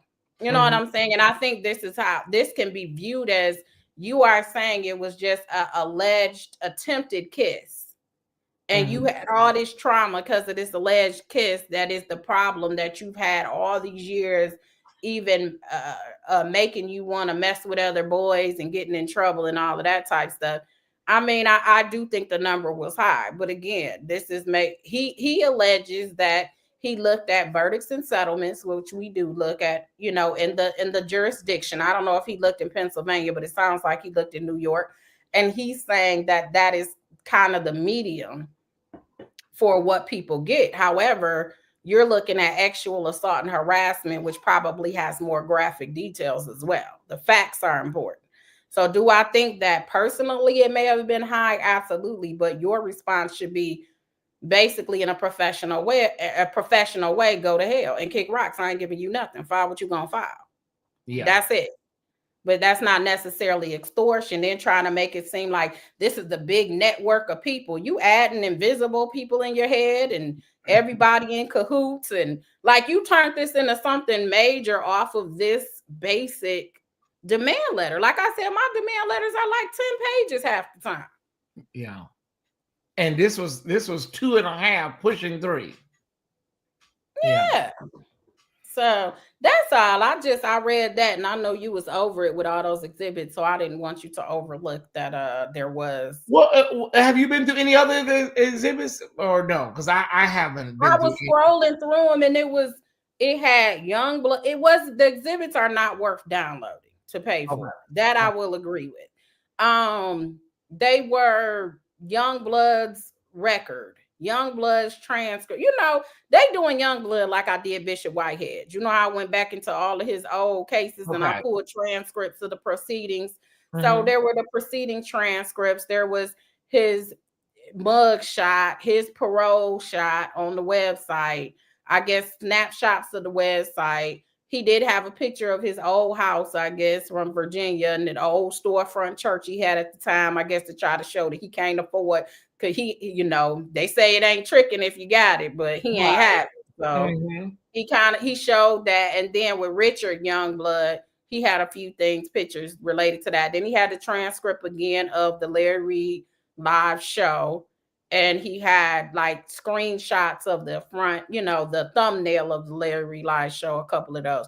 So a lot of this stuff is focused on Larry, honestly. It really is. I think that they thought this was going to be their way to really come after Larry. And it just sounds like this is the least, this extortion thing is just crazy to me. It's ridiculous. At the end of the day, you also have Bishop Jakes using a majority, I would say 70% of the affidavit to just talk about basically his life and himself. And so, which has nothing, like, who cares? Who cares about what you're talking about in this affidavit? You think this response will be really geared towards being very specific, Pam, and detailed about Richard Youngblood's allegations and Dwayne Youngblood's allegations. That's all that was necessary. That's all I would be talking about. I told you that the court is not going to weigh credibility. Youngblood said it happened. He said it didn't happen. I said that in the beginning. I felt like the extortion charge was going to end up getting the extortion count rather was going to get dismissed. I don't think they have any evidence on an extortion. When it comes to the defamation, is he said, she said, if the court deems what he said is defamation, then if the court deems that it is capable of being deemed defamatory, then I think it's he said it happened and Jake said it didn't. So that's a question of fact for a jury. Yeah. This is cut and dry. I wouldn't have anti-slapped this. I would have definitely tried to slap the other one so I can get some attorney fees, but I'm not sure that the defamation part, unless the court deems that this is being incapable of being defamatory. So that would be the only way that would not go past, that it would move on rather. So now we have the response from Tyrone Blackburn, which is due by next Friday, the 21st, right? So we have the response from Dwayne. The reply. The reply, from Tyrone Blackburn, Tyrone Blackburn. And so, Pam, the last question is, what happens after the response from Tyrone? So after the reply, the judge is going to probably set, if she's going to allow oral arguments, then they'll set for oral arguments. And I hope she sends the link so we can all listen to it. That's what I hope. Okay, will someone be able to go in the courtroom? You can always go in the courtroom, but in federal court in California, there was an oral argument I recently watched, and they sent the link. Like, the judge sent me the link and allowed me to get on the Zoom with them and just put public, and they didn't put me on there. So sometimes they'll let you get on there if they do it on Zoom. Because Blackburn is in New York, they may let them do it on Zoom. That's why I was saying it might end up on Zoom. And you got the only person in Pennsylvania is the client, right? So they may do it on Zoom. I don't know. But if they do it in Pennsylvania, listen, that's down the street to me. So for my audience Pam, that may not be familiar with federal court and in this defamation process, what would the oral arguments consist of on both sides? These documents. Okay. So the judge is going to say, listen, I just want to let you know that I've read everything that you guys have submitted to me. So do you have anything to add? And because you have the right to oral argument. Sometimes the judge already has their decision, and just because you have the right to oral argument, they have you stand there and just argue. And every now and then you may actually persuade them. Like, they'll tell you, I was already ready to rule one way, but since you said it like this, then maybe I have to contemplate and hold it off. And sometimes they'll hear your oral arguments and tell you, wait for a written opinion, and then they'll go ahead. Or you'll get some that say, I'm going to do this based on the pleadings, and we're not going to have oral argument. And we'll just be waiting for an order. And at that time, the judge is going We'll to know. Yeah, we'll know at that time. We'll know if the case is going to be dismissed, or if if the case is going to be dismissed in whole. If one claim is going to be dismissed, if the court is going to deny the entire motion. So he'll that's also the time he'll that we also know. rule on the anti-slap as well, huh? This is the anti-slap. Okay, the overall. Okay, I got it. So we'll get a ruling. So either the judge is going to say granted, deny the whole thing, or deny in part, grant in part. And then if it's denied, or if it's denied in part or granted in part, whatever claim will proceed. And then you'll have your initial conference where you do dates and figure out how your litigation, you go forward in litigation. That's when you find out, you start getting your dates for discovery and exchanging information that you have, and your initial disclosures and all the documents you have and all the proof that you have. I can't believe Bishop Jake is going. If it happens like that, like, sir, I know y'all don't go try to go all the way with this to that level, because when you get to that territory, Pam, things start coming out and things will start being said, and then the media gonna start picking up on it, and it can turn into a whole circus. So I don't know. What I am surprised at, though, is I agree with you. I just with Blackburn, he gotta have more. Like he said, he has more. I just want to know what he's gonna do in the reply. Maybe he was waiting on the response for them saying what he don't have, and then in the reply, maybe he'll hit us with some of the stuff he has. Because he said that he has more. Because even Richard Youngblood, he did a blog and he talked about. Remember, we read it. Yeah. So this was, when it comes to Richard Youngblood, this ain't nothing he just came up with 2 minutes ago.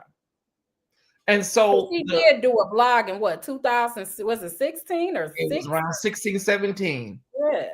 And so Jake's defense, or his whatever answer, is, if that is the case, then why did you ask me for a job? And like, yeah, okay. Good question. Whew, y'all, it's so much.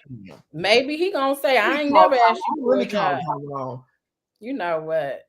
Tyrone, where you at? You been in the chat before. Where you at, Tyrone? He probably over there reading like we reading. Tyrone, I'm in here windmilling for you as brother counsel. You need to at least come on and say hi, okay? Tyrone, where you at? Give us just a little 15 seconds to see what's going on. That's it. You don't have to say much. We just want you to say hello. That's it.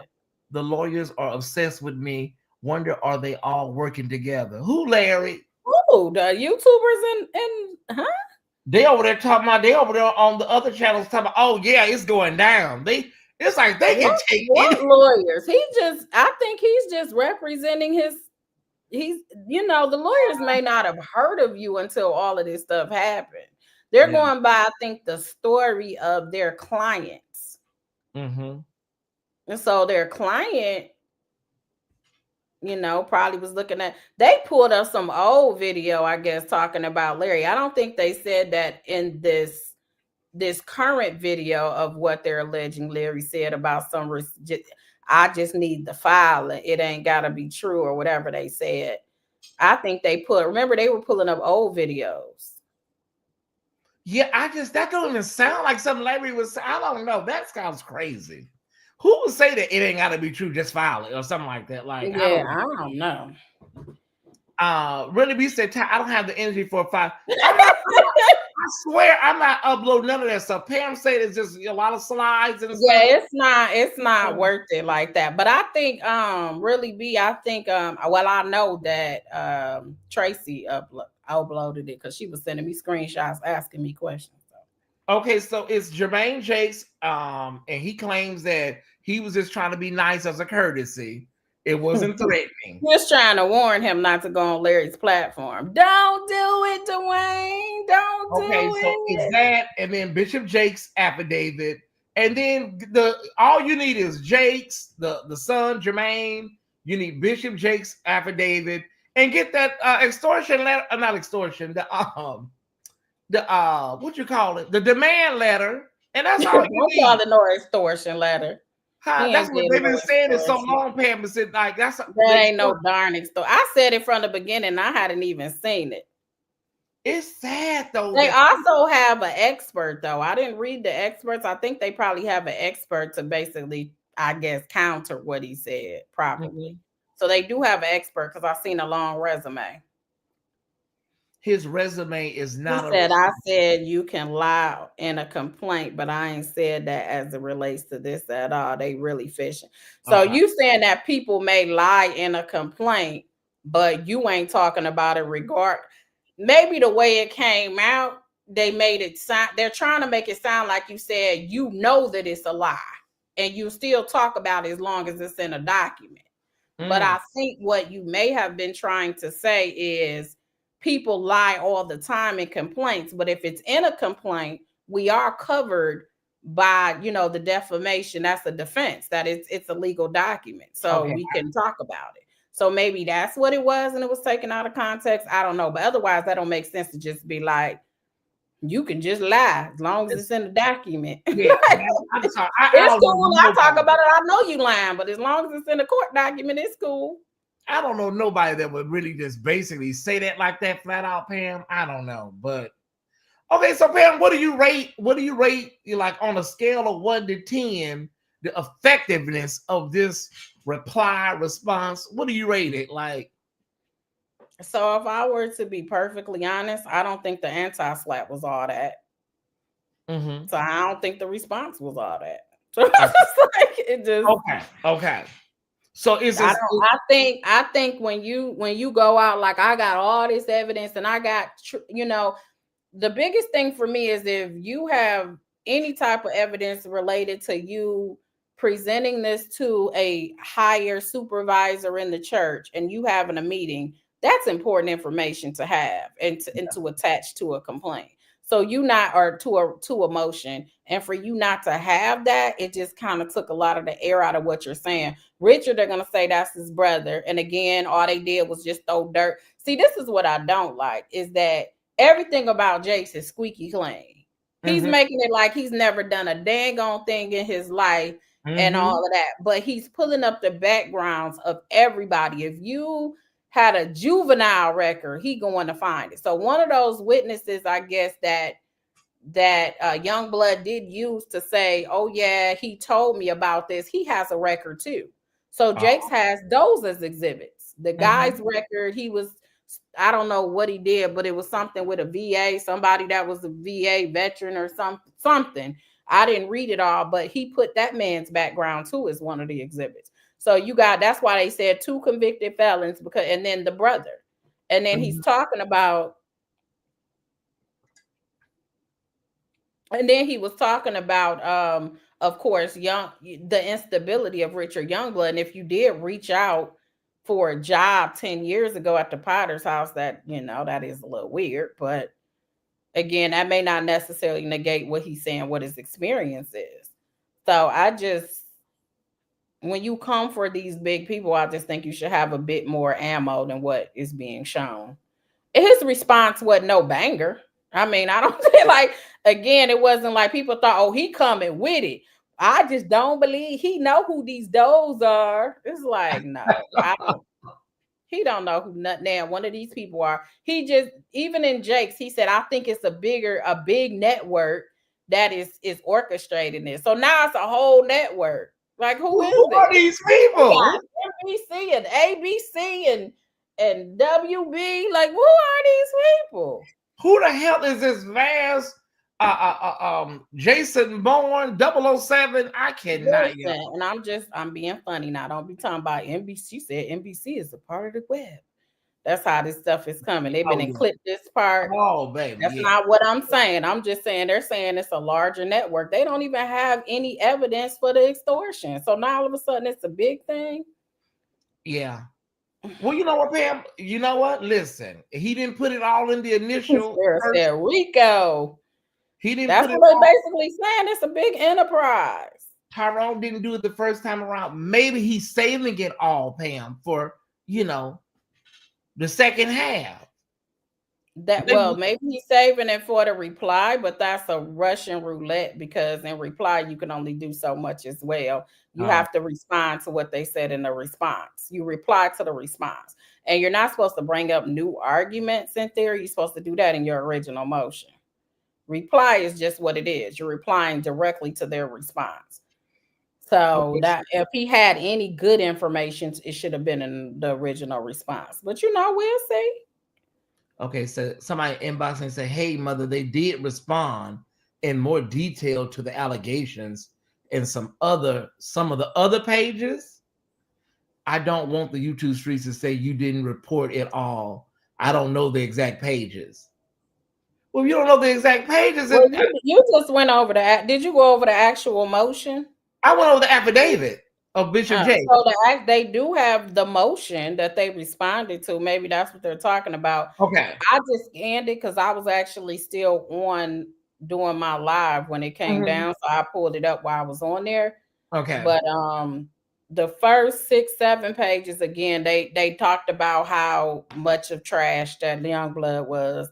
They actually gave in the detail his criminal, what he was accused of, and counseling the boy at the church, and they went into detail about that. So I skipped over a lot of them. I just looked at the headings, and the actual argument to me wasn't as long because they talk more about the backgrounds of these people. That's why they attached it as exhibits. But we all knew that's where they was coming.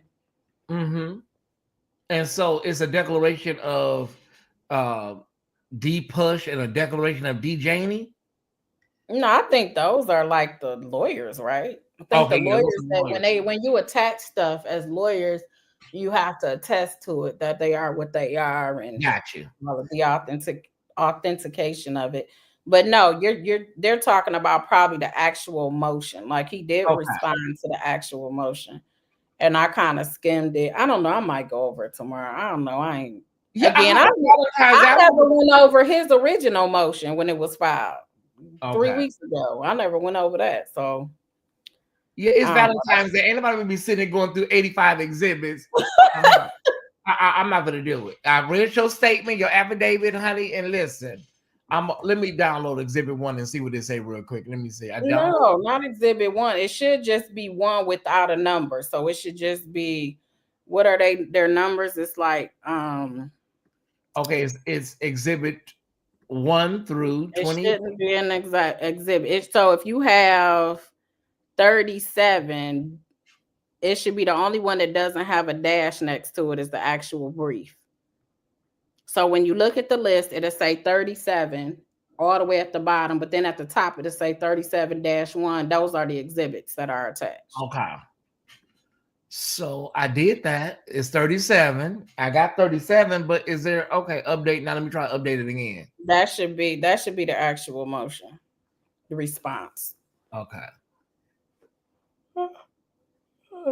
Shoot, I'm ready to go to bed. Child, listen. Okay. Bureau out here getting there, but that's why he charged $1,200 an hour or whatever crazy amount he charged. I got it. And that, how many? Oh, child, that's 28 pages, ma'am. Yeah, that's the whole motion. Oh, child, listen.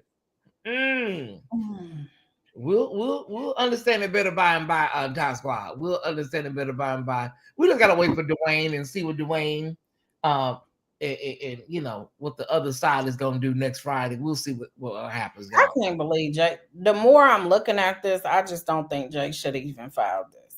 I mean, I get it. For real, he had a bigger picture because he thought this would deter other people. I think there was a bigger picture in filing this, and he felt like this is the low hanging fruit that he probably could win in his mind. That's probably what he thought. But now, the more I'm looking at the complaint, looking at the anti-slap, and looking at the response, this is stupid. Like, this is a waste of resources, in my opinion. Well, unless you're doing exactly what you were trying to do, is scare people off or make an example, or say, listen, I'm gonna do this. So yeah, that's what I feel like. I feel like his name had been hot for a little minute. His name was shown coming up with this Diddy stuff. And he thought that if he gets a win on this, then people would think that, oh, they're coming after the man of God, and he ain't did nothing. Because that's what some people tend to think. Once, like, if one person lied, why wouldn't everybody else lie? Okay. That's just my opinion, that I feel like this was maybe something he did because of all of the other allegations that have been going around. And I think that it just wasn't worth it filing. But he got the money, he got the time. Some people want to file out of principle. Listen, and it's attorneys out here willing to take your money if you're willing to give it. So okay, they said, Pam, just scan through the pages to get to the part where he addresses the affidavits received from each person. I got you. I'll look at it. I'll take a look at it while I'm out. I'll take a look at it. He's going to be evidently responding to each affidavit. He's going to talk about it because he attached all of their background records, like he did. He attached one of the guys. He was talking about his criminal background. That's what I was telling you. He basically goes in on everybody. We already know he talked about Richard, his instability, and his baby mamas. So why would anybody else be any different from these affidavits? Like, you're not gonna say, well, yeah, everybody is full of it, and this is why. I've been saying that from day one, was dumb to file from Get Up. Well, at this point, he's in it. He's all the way in it now. So I don't know what he can do. He can't turn back, y'all. So I'm about to get back in bed. Yeah, really big. I think it's about to snow again here. Right. Oh, and it's so cold here in LA, baby. I'm telling you, like, I have never experienced all of this. Oh, Pam, last question for real. Last question. Could Bishop Jakes ask to have the case dismissed or drop it just if he don't want to move forward? Okay, how would that go? He ain't gonna do it. You just have to just file for, He ain't gonna think about it and change his mind. Oh my God! Listen. Nah, yeah, he can always do that because they're gonna stipulate, obviously, to dismiss it, and judge gonna be like, all right, good, because I thought it was, whatever anyway. But yeah, he can. I don't think he will, though. If he does, I think it would be later on down the line. You know what I'm saying? So that maybe he think we all forgot about the case. Yeah. You said it's snowing there. Where you at, BJ? Yeah, that's where I am in Detroit, Ken Massey. They are we supposed to get snow again. We had got some the other day. They said it was big, but it wasn't really big. These snows lately haven't been like what I grew up in. Like they had us walking through blizzards and you got a shovel to get out your house. It hasn't been like that. Yeah. Yeah, Casey Haley is out of the hospital, y'all. He's at home. So he's out. He was in the hospital. Because maybe they had him hanging on for dear life with all these headlines. All because they had to cancel this weekend shows. And they like doing prayer vigils and everybody going up there. Yeah, I was like, I thought he was on life support. I'm like, pneumonia. I was like, okay. I would drop it and say, I'm choosing to focus on my family and health. That's what I said, Amanda. That always works because it's the truth. If you put all of this stuff about your health out here, you just showed up. Now he's coming on Wednesday's Bible study. They said, I think he just did this past Wednesday. So he's trying to slowly get back in the pulpit or whatnot. That's what I would say. I agree. That is a good strategy. I just did it. I have to focus on my health. And I would say it's not nothing I really want to do because I don't like these accusations or even the look of impropriety on my name. However, my family comes first. My family has taken the back seat for years as a pastor. I've traveled around this world. They've needed me. I've had you guys seen my kids grow up. You had Sarah had a baby at 14. You had this happen, the son over there in the park. I had all of this stuff that didn't happen. I had all this stuff that happened because preachers' kids always have to share their parents. And now I'm at an age where I want to preserve my health so that I can be there for my grandkids and my family. So now I'm putting my family first. So I vehemently deny each and every one of these accusations. And you know what I'm going to do? I am going to pray for Mr. Youngblood. I'm going to pray that this sickness that he has that God will deliver him. Yeah. And then I would be like, I want the whole Potter's house to gather together. Gather together. Yeah. Father God, in the name of Jesus, we come before you with your immaculate and numerate name of Jesus. We love you. We love you, Father. We love for all that you've done and all that you're going to do in this house. We lift up Mr. Youngblood right now with his family, and we don't know why he's done the things that he's done, but we know that you are a forgiving God, and you said all we have to do is come to you with an open heart, with forgiveness, and that the blood of Jesus that was shed for us on Calvary's cross, that you will.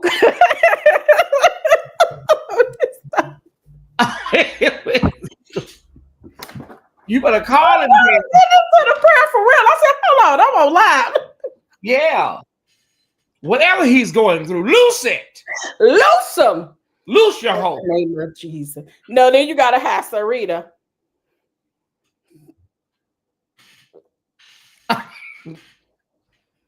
And then of course you got Cora. Do it now. Listen. And then hey, it's oh.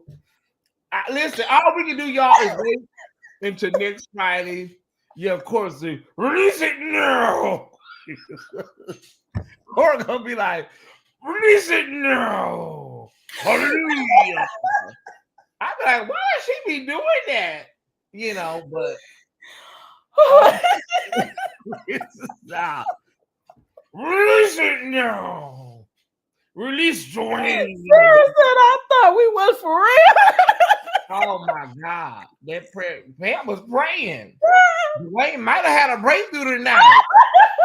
Baby, listen, leave them stop messing with the boys and stuff, Dwayne. Leave them boys alone, baby.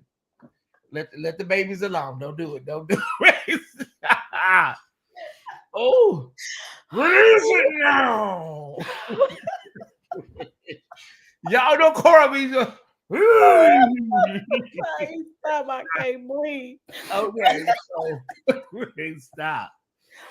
Oh, Pam, we just gotta wait for next Friday. Tyrone has the floor, and we'll just see what happens. And then you said next is oral arguments. If we,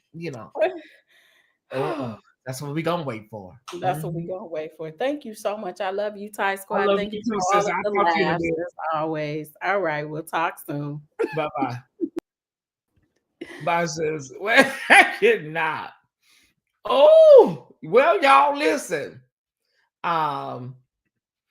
Okay, close that out. Oh, Dwayne, I'm not doing that tonight, y'all. I'll do it. We gotta raise some money though. We gotta raise $600. I can do it. Oh, Dwayne, telephone is Elder Jakes. Oh, you gotta stop using all this fabric softener, girl. This rag smells like nothing but gain. Dwayne, telephone is Elder Jakes. Okay, y'all, listen. I'm gonna be late to my destination, but it's okay. It's okay. I'll get there. This was worth it. It was worth it. Oh, if you did not know, EJ is back in the game, y'all. EJ Newton is back around there. He got the thumbnail with Prophet Lovey in it. He took one night off last night, and I guess he thought about it, and he said, "Oh, I'm back, baby. Baby, I'm back." Yeah. So Prophet Lovey probably now is gonna have to let his counsel know we're ready to move forward. I think Gigi sat down somewhere, but I don't know. Ty, you can say Dwayne like no other. That's what they say. Well, I'm glad. They say laughter heals so many ailments tomorrow. Laughter heals so many ailments. They were talking about it over in Denmark or Switzerland somewhere about how laughter can even affect cancer cells in your body if you're suffering from cancer. So y'all, we need to laugh and smile. that positive energy, honey. Yes, the same way we believe pain and hurt can generate illness, laughter and joy can do the exact opposite, I believe, right? All right, I haven't laughed like this in a long time. Y'all know that's how they be sounding, Time Squad. Mm-hmm. And so you already know these slop bucket content creators, basically Bishop Jakes basically gave a roots version of an affidavit. He didn't speak to nothing really heartily with the allegations, right? Okay, from the affidavit side. But of course, them content creators are going to make it out to be, oh my God, it's done. They all going down. It is so sad, y'all. It's really sad. You heard Pam, a sitting, practicing attorney, say that is a standard demand letter, and her letters are actually longer. They don't care. They don't care. I don't care what nobody say. It's extortion. They don't care, right? So that's what they gonna do, y'all, because they have to. They got to do it that way. They got to do it that way. I was in a low mood. You guys just lifted me. That's what this is all about, Nikki Sparrow. That's what this is all about. Okay, I was on that story when the news came up. That was story number 4. Okay, and I was saying we haven't heard anything yet, right? And that's what the Time Squad told me. Yeah, it's up. So that's where I was at. Okay, so let me get to my final story, and that is story number 5, the final story. And a lot of you guys may not know Cherie the Boom unless you follow Bigo. I am an avid, participator over on Bigo. And so I follow a lot of the trending story, and this one has spilled out of Bigo into every social media apparatus, right? So it is just that trending right now. So Cherie the Boom is a trans woman, and she is a Bigo host and personality, and she's just very, very controversial. It would be an understatement. And so she just has really, really, oh God, I'm trying to be respectful, y'all, because how I feel about my sisters and the girls, but I think in cases such as this, you should be able to tell the truth about your own community, even though gay men and trans women historically have a history of alts and issues. But in this case, I don't care if it was me. If I did it, a trans woman should be able to critique my behavior. It doesn't matter. So this is not even really about all of that. This is about right and wrong, okay? And so my work and my legacy, being a trans advocate, is already cemented here in the city of Los Angeles through various 501(c)(3)s and other initiatives and programs, okay? So let me just, qualify what I'm about to talk about, okay? And so Cherie the Boom, I want to look in the camera and tell you, girl, you are dead ass wrong. You are toxic. Your energy is toxic. And Iyanla said it on her show. She told this woman, you are violent. And I didn't even know violent does not have to have physicality to it, y'all. Cherie, you are violent. Yes, you are. You are violent. So, let me see. Hold on one second. Proof that intent to sue letters or even cases don't stop no foolish person from being a fool. That is a whole word, Larry. Let me say this, Ty Squad. Cherie, you are dead ass wrong. This young college athlete, basketball player, sent you a DM on the down low, and you wanted to, let everybody know about it. You want to talk about DL men and all this stuff, girl. You could have did that without showing his DM. If you want to talk about DL men and men that are, double dipping, you could have did that. You didn't have to do that. And I bet your ass haven't even missed one night's sleep after you done did this to this boy. Now I done found out that he done deleted his social media, Ty Squad. He has deleted his social media. He is a college athlete over at Auburn State somewhere. And all he said in the DM was, "What's up?" She is a trans woman. And so now he's going to be humiliated. He's all on the shade room. I'm sure Tasha K, if her car ain't pulled up, it's going to pull up. You are wrong as all outdoors. And for you to get your ass up on Beyonce's internet and try to defend this shit, try to defend yourself and try to clean it up, girl, you are a toxic spirit. And when I tell you, girl, because this ain't the first time, your house just got set on fire by a man. A dude just set your whole apartment on fire. Girl, when I tell you, when karma pull up to your house, sweetheart, don't ask no questions, just come outside, honey. Because your day is coming, I promise you. You cannot do this to people and think you just gonna be able to walk away.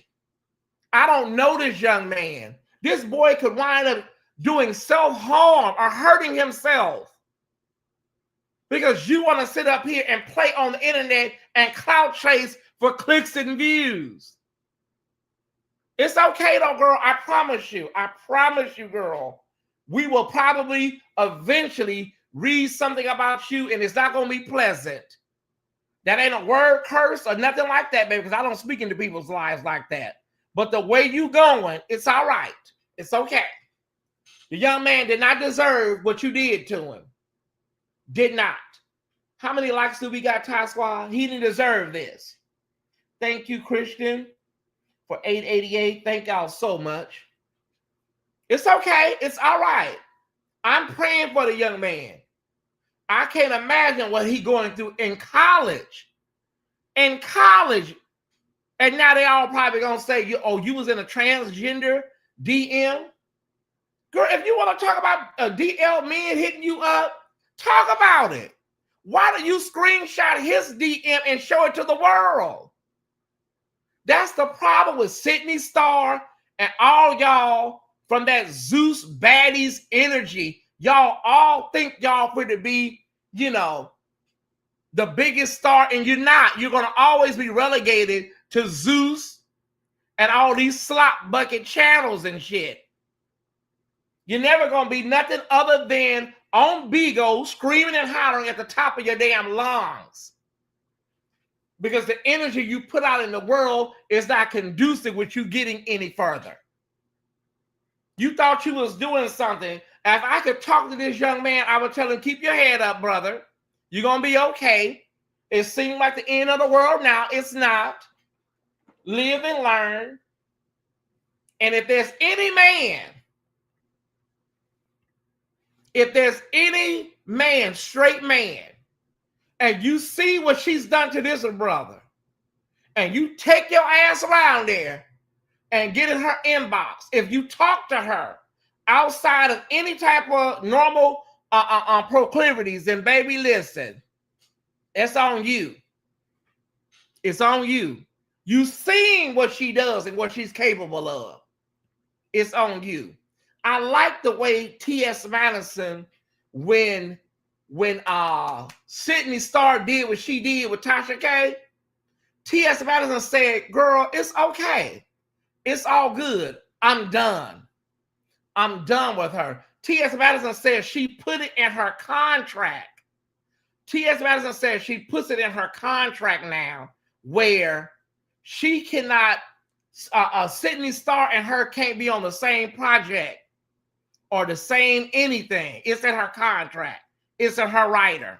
That's how you have to do it with these people. I don't want to be seen with you. There are content creators on YouTube. I wouldn't go to a slop bucket rodeo with them. That's how disgusting and vile they are. Y'all done got triggered. I feel for that boy. I really do, because I know how patriarchy and homophobia and transphobia is going to attack him. And how if he's not there in his mind, he can hurt himself, y'all. He can. They don't have the coping skills of a 49-year-old man. That boy probably ain't even 23 years old. He don't have the wherewithal to understand that, child, this will blow over. It gets better.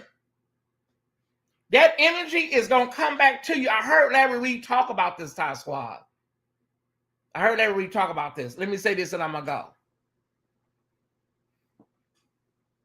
The energy that you put out, you know, it circumvents back to you at some point. You have to cut that energy off, which you put out in the world. Yeah, it doubles back and comes back to you. If you're a blogger, if you're doing a certain style of blogging, that energy is going to come back to you eventually. You know, you may have moved on and started the process of doing something new. You have to prepare yourself. Some of the things you have done will come back to you. I had my former co-host do a disgusting panel on me. It was hurtful.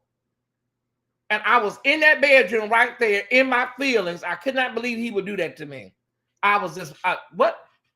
He did that to me?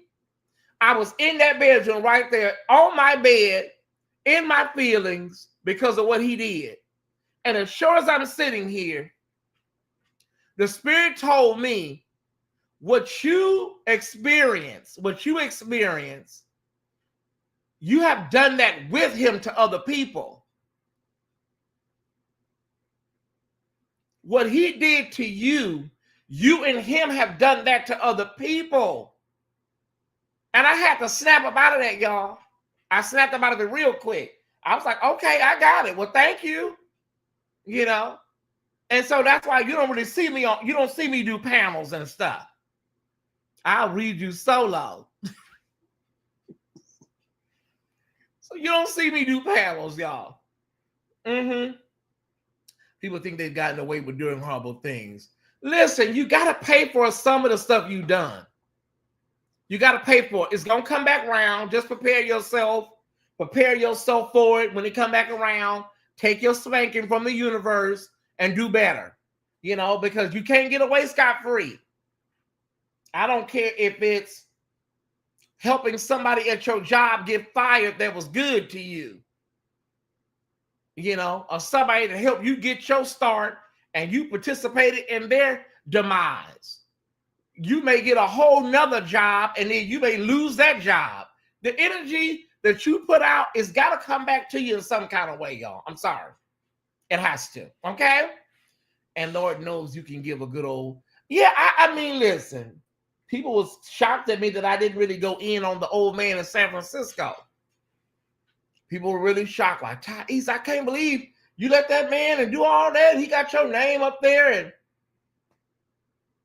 I knew that if I read that man, I was gonna have a moment where I black out and I'm gonna say something that I regret because he has a lot of things going on. And so I said, well, why not just let the old man live? Let him have his moment in the sun and let him do what he's gonna do. He's miserable, he's bitter. He's an old, bitter, surly queen. His life has been just tragedy after tragedy. So allow him to have at least one moment in the sun coming for the queen. Give him one moment in the sun. You might get by, but you won't get away. I like that, CJ. I like that kind of preaching. Ty, thank you for this live. I pray you have the best night ever because I have reservations, y'all. I have reservations at my favorite hotel and I have until, 7 o'clock the following morning to check in, but it's okay. My bag is packed. So all I got to do is call the Uber Lux and I'm out of here. So I can talk to y'all. It's at 6:13. I'll get to the hotel around maybe 8 o'clock, 9 o'clock tonight. And, I'll get over there. Okay. Don't worry about me, y'all. Don't worry about me. But at the end of the day, Ty Squad, just know that everything is going to be okay regarding everything in life. We're dealing with a lot with the Gestapo in DC. We're dealing with so much. What, Pam? Okay, Ty. No, I'm just going to listen. Y'all, I'm not into that freaky mess. I'm just going, to the hotel and look at the ocean and watch the planes land at LAX. I don't have time for all that freaky mess.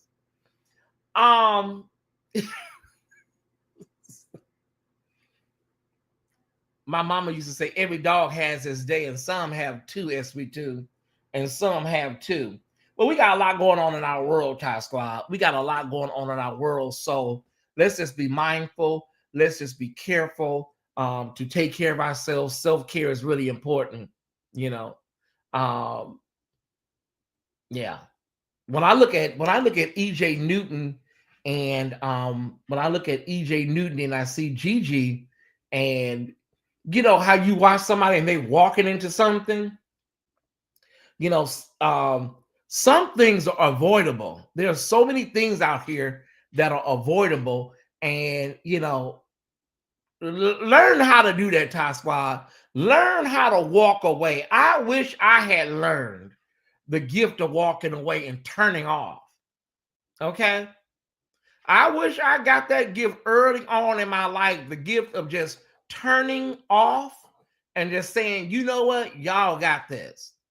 So oftentimes it's hard to do that because your ego, so many things drive you to, nah, I gotta, you know what I'm saying? I gotta get I'm getting my lick back. You don't have to get your lick back every time. God will give any licks that need to be given. He'll handle it. I promise you. Any lickations that need to be given out, God will give it out. Okay. I'm going to do a recap for the people that came in late. Really quickly, everybody. Really, really quickly. It's just going to be a real quick recap. We opened up the show with Jay-Z with a big victory. Jane Doe has dropped her lawsuit via Tony Busby, the lawyer, and it's with prejudice, so they will not be able to refile again. Okay. And so Jay-Z is smiling like a catfish, a Louisiana catfish. Okay. That was a story that we hit on the first part of the show. Okay. And so I talked about the content creator. He's a young guy. He's a plus size guy. And he appears to be in the hospital on oxygen. And I talked about how these folks will sit up and let you eat yourself to oblivion. And for the sake of, a super chat or a super sticker, is it really worth it? Is it really, really worth it, Top Squad? No, it is not. There are so many content creators that do this. Pile food all on their plate, eat 18 pork chops until they throw up, and everybody just laughing and enjoying it like it's like, Oh, and yes, I can't forget, Diddy got dropped on the lawsuit too. Thank you, Pam. So Diddy gets a victory. It's like a BOGO, you know what I'm saying? And if anybody needs a victory right now, Diddy do. So praying for this young brother. He has like 500,000 followers over on Facebook. So let's keep him in prayer. Hopefully everything works out for him. Happy Love Day, Sandy Best Life Jones. I should have been, but I hope to be there next year. Stephen A. Smith is walking back his commentary on Serena Williams crip walking. What he did was he made it all about Drake and her husband and her new husband. And so, it was really not about that. And he didn't understand that. So per usual, he's walking it back, apologizing and explaining why everybody shouldn't be mad at him because this is what I was saying. This man is so loathsome, y'all. He just really wears the last part of my nerves completely out. Stephen A. Smith, I am so tired of this man. Tomorrow, oh my God. Hey, Overseer Ware, love you, brother. Okay, we talked about Jakes and Youngblood. We read Bishop Jakes' affidavit, Jermaine Jakes' affidavit.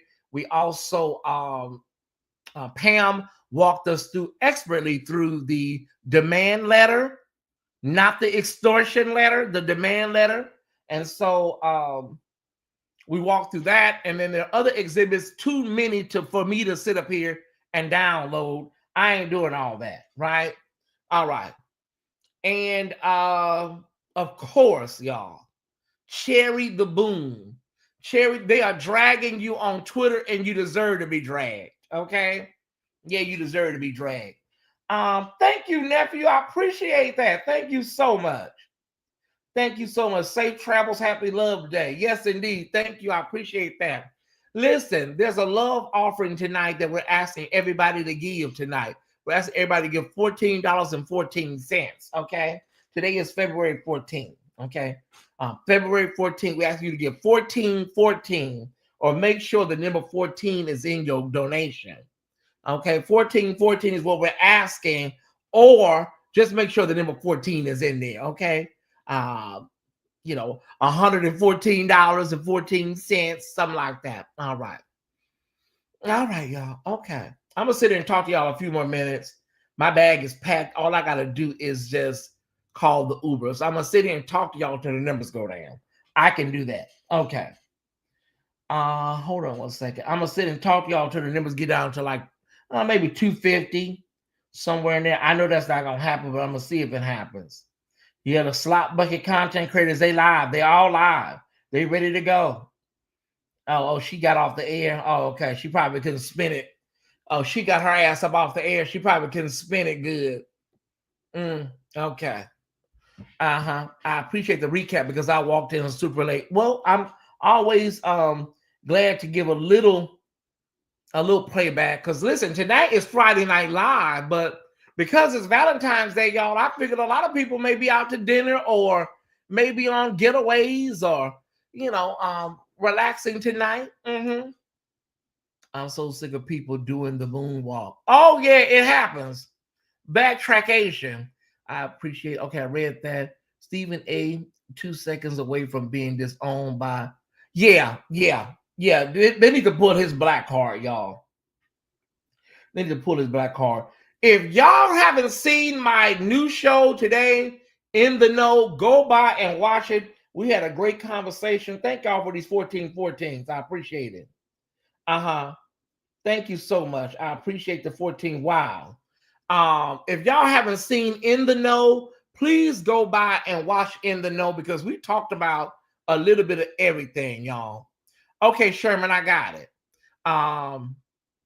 He has a white soul. He is not one of us. Not at all. We're really aware now of people that masquerade as black or conscious, and deep down inside we know everything is antithetical to blackness, right? Hey, Michelle Holly, would you use the same mindset regarding my comment to Pam? You insinuated I was LGBTQ without knowing what I identify as. I didn't identify you, Christopher Jacobs. What I said was there are people that are LGBTQ. I never said Christopher is LGBTQ. So you felt that I was talking about you, but I was not, because there were multiple people in the chat giving Pam compliments. So the assumption is on your part, because I never said Christopher is LGBTQ. I said, if you play it back, there are people in the chat that are LGBTQ that are complimenting Pam. I was speaking generally to the audience, not you. Okay. Now, are you straight? I don't ask people their orientation, so I don't know. I don't know your orientation, Christopher. I really don't. What if you want to identify now? So we'll have future reference. What is your orientation? My mama used to say you was listening too hard, and sometimes they say a hit dog will holler. But Christopher he's a nice guy. I don't think that was the case. He said some people in here. That's what I said. I know what I said, because I would never say somebody is gay without knowing if they're gay. I just not how I get down. I said there are people in the chat that are LGBTQ, meaning every man in the chat ain't straight hitting at your wife. That's what I meant. It's okay, Christopher. It's all right. It's okay. if even if you are straight or if you are gay, your point is well taken and duly noted, brother. It's all right. Mm-hmm. Thank you, Michelle Holly. Thank you, CJ, Monique, everybody. Thank y'all so much. I appreciate it. 1414 is what we're asking tonight. Uh-huh. He moves like a master the over. Now we have Stephen, that's Stephen Bannon. Now we have Stephen, what's that man name? Stephen Bannon or Steve Bannon, that is now telling Beelzebub, aka the Tangerine Demon, and Elon Musk, um, you know, be mindful because y'all are doing too much. MAGA folks are on Medicare. Please, bring it down a little bit because you're gonna wind up having a coup. A mess? What do you mean a mess, Christopher? What do you mean a mess? You said you just wait a minute, hold on. You just asked a question of me, assuming that I was talking about you, and I wasn't. And your reply is a mess, not well, my bad, or pardon me. Your response is a mess. Okay. Nevertheless, Ty Squad, Stephen Bannon, the Grand Wizard piece of fecal matter himself is telling, Beelzebub and Elon Musk that y'all are in danger of cutting programs that are going to affect your base. And it's going to happen. They are going to cut programs that are going to affect their base. And they don't care because their base are flunkies and basically are patsies. They don't care. They have no care or concern about MAGA folks outside of they got them in office, they got that vote. They don't give a damn what they're going through. Thank y'all so much. I appreciate it. Thank y'all so much. We got breaking news. What happened? Is he gone? Let me see. Who got the body? Okay,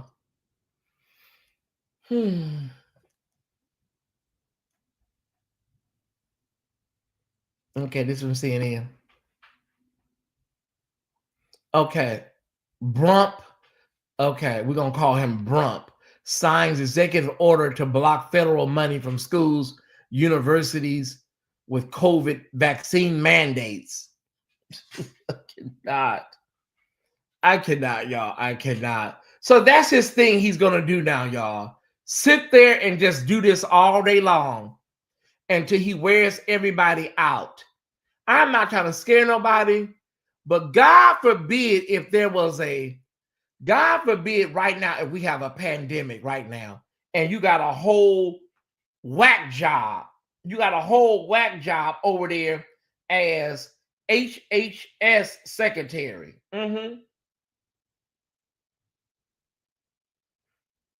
Hold on, who sent this, baby? Let me see. Oh, I'm sorry. I don't trust Tasha K. Thank you, but I don't trust her. I don't trust Tasha K. I don't trust none of her journalism. I'll have to look into it. Thank you, though. I'll look into it. I just don't trust her. I don't trust her like that. This is Ray from True Love. Oh, it's Ray from True Love. Okay. True Love Church. You can't make this make sense. I don't trust nothing she say. Let me take a look at it. Let me open it up. I don't trust her as far as I can throw on her. You know what, nephew? I just got your message. I cannot. Kiki White accused of sleeping with her married second husband. Allegedly stole him from his wife and started a church together. Oh, Tasha. Like, Tasha, is this what we doing tonight, Tasha? Girl, it's Valentine's Day. Tasha, you don't have no love in your heart, Tasha? Kiki Wyatt exclusive. Kiki Wyatt accused of sleeping with her married second husband, allegedly stole him from his wife and started a church together.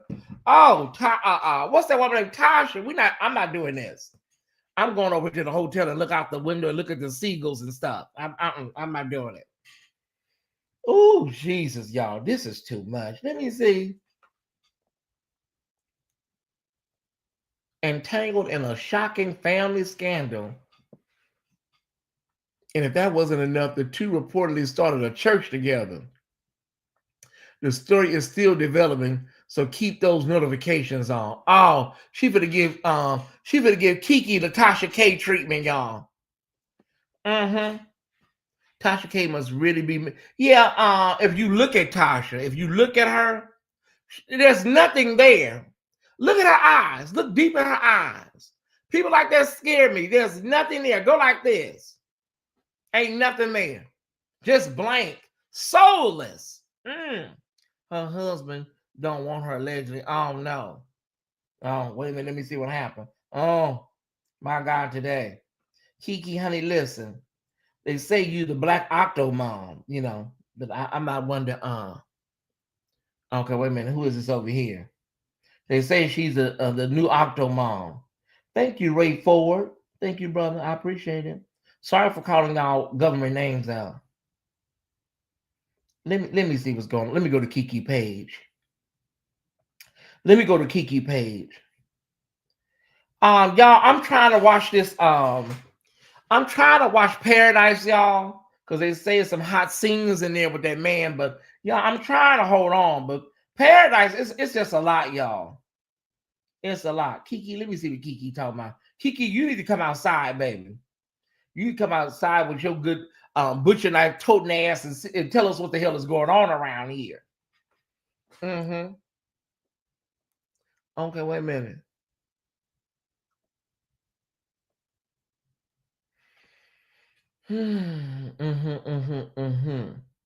Okay, we know about Jay-Z's. We know about Jay-Z. Okay, and Jane Doe. We know about that.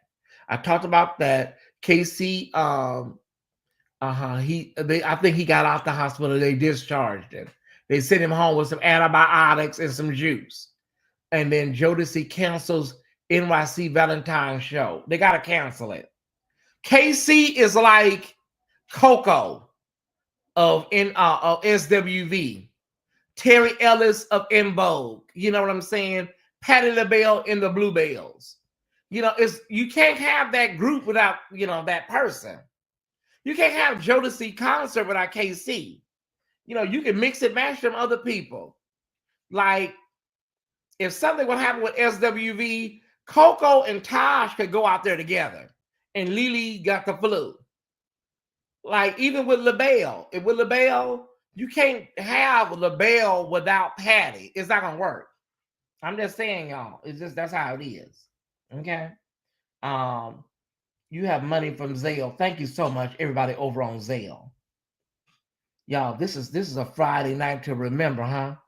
This is a Friday night to damn remember. I'm talking about Tasha K's husband. What about him, sis? What happened to him? Okay, these numbers are not going to go down to 250. We need 100 people just to walk out the door so we can start breaking these damn chairs down in here. We need 150 people just to voluntarily leave. Hey, Chef Dun Dun. Chef Dun Dun, can I ask you a question? What is it about, what's that man's name? What is it about Carlos King where they just keep him around over there and on and stuff? Does he got something on somebody? Is there something that we don't know about? I mean, this man is so his universe, his producer verse is so toxic. What do you think the secret is, Chef Dun Dun? Anybody else would have been, heaved, hold, and sent down the road. Yeah, I gotta call Kiki. Kiki, they say you over there messing with your cousin, baby. We need to find out what's going on with Kiki. I gotta call Kiki. We need 150 people just to walk out the door voluntarily so we can start breaking down these chairs. Oh, okay. Oh, he engaged? Let me see. Devon Franklin announces engagement to Maria Castillo. Child, listen. I gotta be careful. I can't, y'all. I gotta be careful with that one. Because I've heard some things about Devon Franklin, y'all. We need 150 people to walk out the door voluntarily. You know, hell no, we won't go. I cannot. They said Devon Franklin, y'all, you know, it was a problem with Megan Good because I think he wanted a first lady, like he wanted more of a first lady, and you know, she was running around going over to the beauty saloon every night and stuff, and wearing little short dresses and stuff. And so maybe, you know, maybe she didn't fit what he was trying to do with that Christian stuff. I'm not sure what the secret is, but it's crazy to see they're keeping him around for sure. Chef Don, you know more than that. They probably done slid Chef Don down the envelope. He talking about, well, I don't know what's going on. I don't know what happened. They probably done slid Chef Don down the envelope now, you know.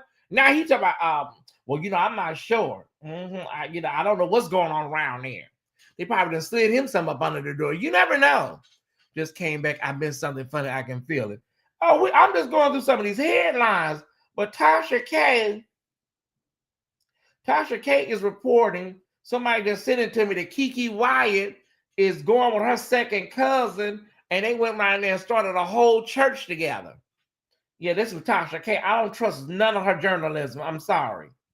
I got to talk to Kiki myself. Somebody go right there and call Kiki. You know, yeah, they probably done slid Chef Don on the, you know, he's more descriptive than that. Talking about, well, yeah, you know, I don't know. You know, your guess good as mine, Tyesse. Is it done? Yeah, I'm just going through some headlines, Larry.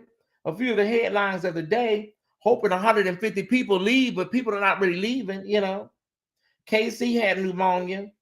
One of our followers, Rosebud, she got RSV.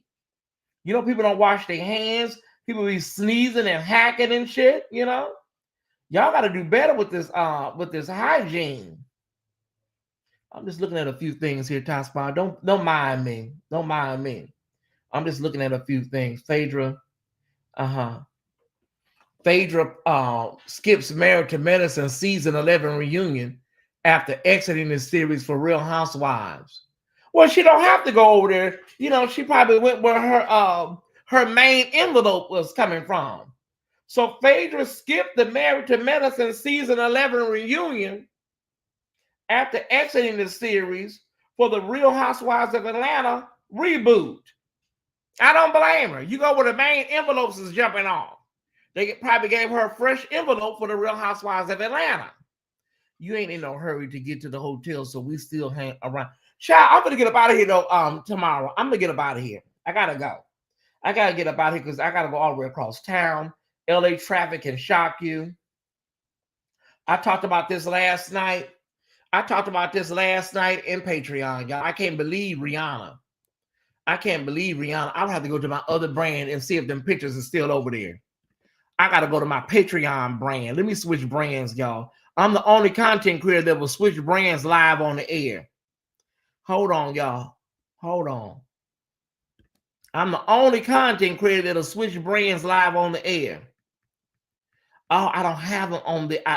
Man, I got rid of it. Okay.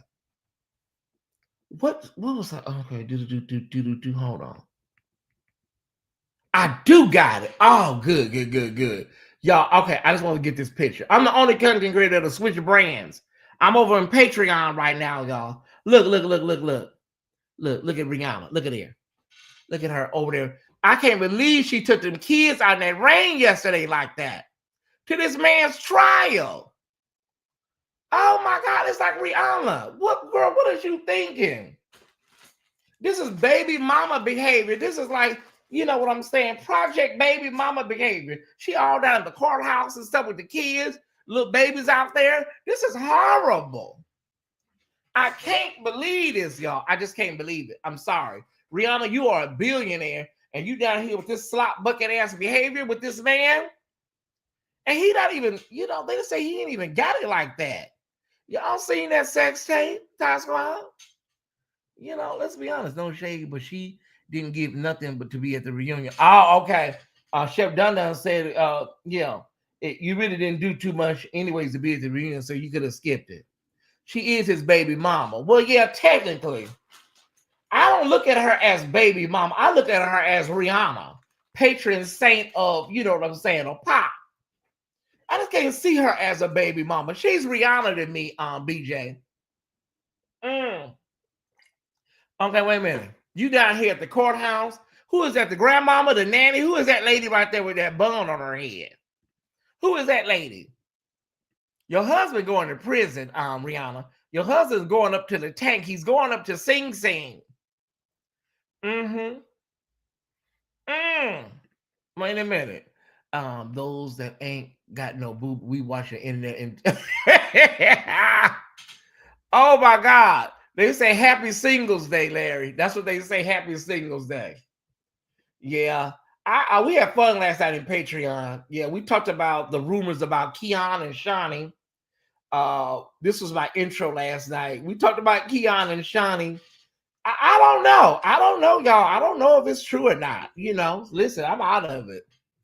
You know, they said that they're supposed to be going through some type of, you know, situation, according to the blogger that we posted last night. We shared in Patreon. Well, you know, while we're here, why don't we listen to it again? Hey, y'all, it's your girl, Millie Chine. Have y'all heard about what's going on in the streets with Shawnee O'Neal Henderson and Pastor Keon Henderson? So word on the curb is that he has filed for divorce. This is alleged, and it is all in my personal opinion that I have been hearing from Shocked on YouTube and Pop Buzz 4 months ago and a month ago. Saying that, let's get into it. Child, so you know, like a while ago, I did a story where allegedly Shawnee was found out for messing with some younger dudes and paying him to have bang bang. If I remember correctly, I got it off with No Jumpers on Twitter, right? He was having an interview with this one guy, and the guy and his wife was saying that it was true. Right? So what Pop Buzz is saying is that when Keon had found out about this, he, of course, asked Shawnee, and I guess they talked it out allegedly. This is all alleged, right? But evidently, what they're reporting is Keon could not take it, and he had to file for divorce. Now, you know that they were married in 2022, right? And shortly after that, I had fallen down this rabbit hole of Keon and T.G. Jakes and a couple of more preachers where I had reported some things that was going on with Keon. Now, the people in the church weren't happy with me, but I was finding the information out, right? So eventually I stopped because I couldn't find any more information. Nothing else was out there, right? So Keon and Shawnee have gotten married. They have gone to live what seems like a beautiful love story. People felt like Keon was Shawnee's happily ever after. He is what she needed with her being on shows talking about her marriage. She's very happy. She's the first lady. She said she didn't know that this is what she needed. Then, you know, she's been on Basketball Wives. She's brought the girls to the church in Houston. You can tell they never go to church because poor Evelyn didn't even know what to wear, right? But I have not heard. If y'all in Houston and y'all heard some, y'all let me know. Because word on the curb, honey, is they about to break up. So, child, they said that they put up a little quote, right? Shawnee saying that she had never seen that man before in her life. And the man is the guy who allegedly, they say Shawnee was paying to be her escort. And it was like up to the sum of like $55,000, I think, right? And Shawnee has come out and said that this is not true. This is people trying to take me down to bother my image. And also, Shawnee is saying that people are so quick to believe lies before they do the work to find out the facts. Now that I do believe. But I'm just telling you what the Pop Buzz said. Y'all, here it goes. So this is Loose Cannon, who claimed that Shani had hooked up with him 2 weeks before she got married. And she was trying to be his sugar mama. And she offered him money to be her escort. And then he went on no jumpers or... Hold on. So he said that Shani had bought him an AP, right? Watch. And when he got ready to marry her, his wife, Shaq had called her and said congratulations. And so old boy back here is confused because he just said he was sleeping with Shani. And she said, I was friends with Shaq, that's why he called me. I don't believe that. I don't believe this. I don't believe him. I don't believe him. I really don't. I don't believe him. But what I will say is, regardless if it's true or not, it is hard for that to be out there for a preacher's wife. You know what I'm saying? Now, here it is again, right? They're saying that, with the rumors out there, allegedly, the rumors out, well, not alleged rumors, but allegedly, Keon has filed for divorce. Do you think that Keon and Shani can get it back together? Right? It's going to take some counseling. Do you think that their relationship is strong enough to get back together? Do you think that this is an actual real thing? Because I am just hearing about this. I've heard about this 2 or 3 times now. And I talked about the rumor of her allegedly being a sugar mama like last year. So I didn't even know that was something that was still swirling around in the atmosphere. Then over here on the Shock channel, they said that TMZ had made a post that Shani had filed for divorce after 2 years. Then they put this little ditty up. I didn't want to get married. Pastor Keon Henderson explains not being happy with Shani for 6 to 8 months of their relationship. So is Shani and the man getting a divorce? What? Do y'all hear anything out there in Houston? Child, and then on the Shock channel, they went on to say that the congregation said that the man that you see up in the pulpit, this is all alleged, the man that you see up in the pulpit is not the man in real life.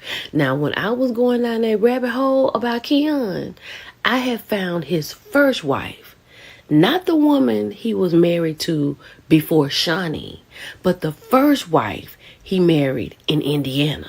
And that woman has some kids, and she has a daughter. I have found the daughter's post on Facebook, and that baby said he is the reason she will never go to church again after the way he treated them.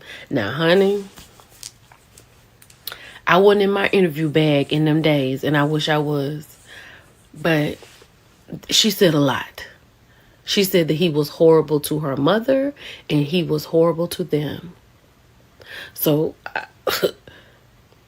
it's on the Facebook. Child, so they went on over there on the Shock channel talking about how Keon is looked at as being like a scam artist, right?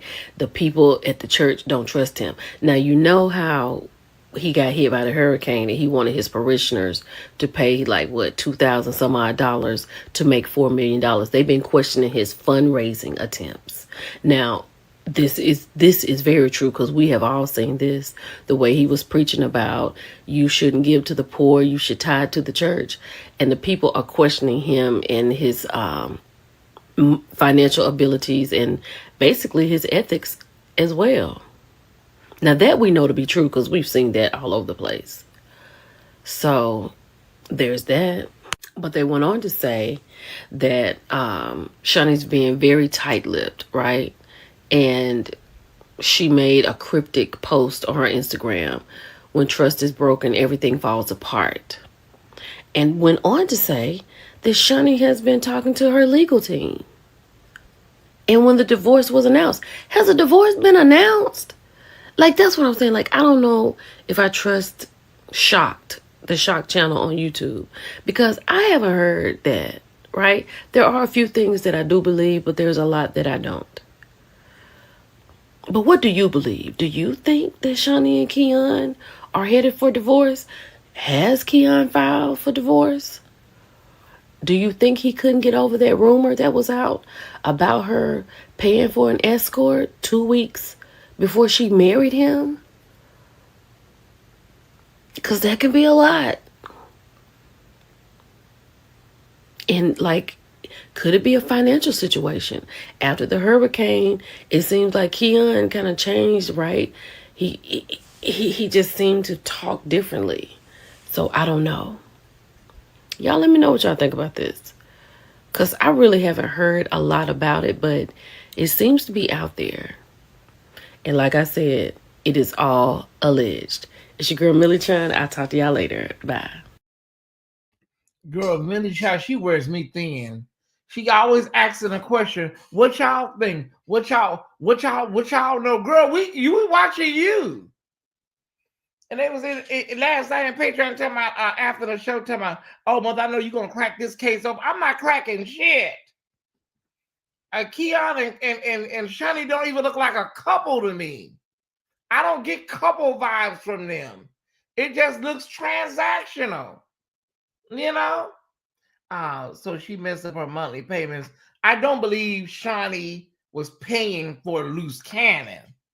I believe he's a clout chaser, like, you know, most clout chasers. But I'm not going to go on the record and say Shani not out here buying meat. No, I'm not going to say that, you know. But she might be a sugar mama, a la Cynthia Bailey. You know what I'm saying? Everybody talking about, oh, mother, I know you on the case. I ain't on shit. Keon and what's her name, Shani, honey, can go to Timbuktu for all I care. You know, I can't do that type of reporting. And so you don't have any proof. And then you keep asking us what you heard. Girl, we watching you. You tell us what you heard. Houston, where y'all at? We ain't nowhere. Tell us what you... I cannot, y'all. I can't.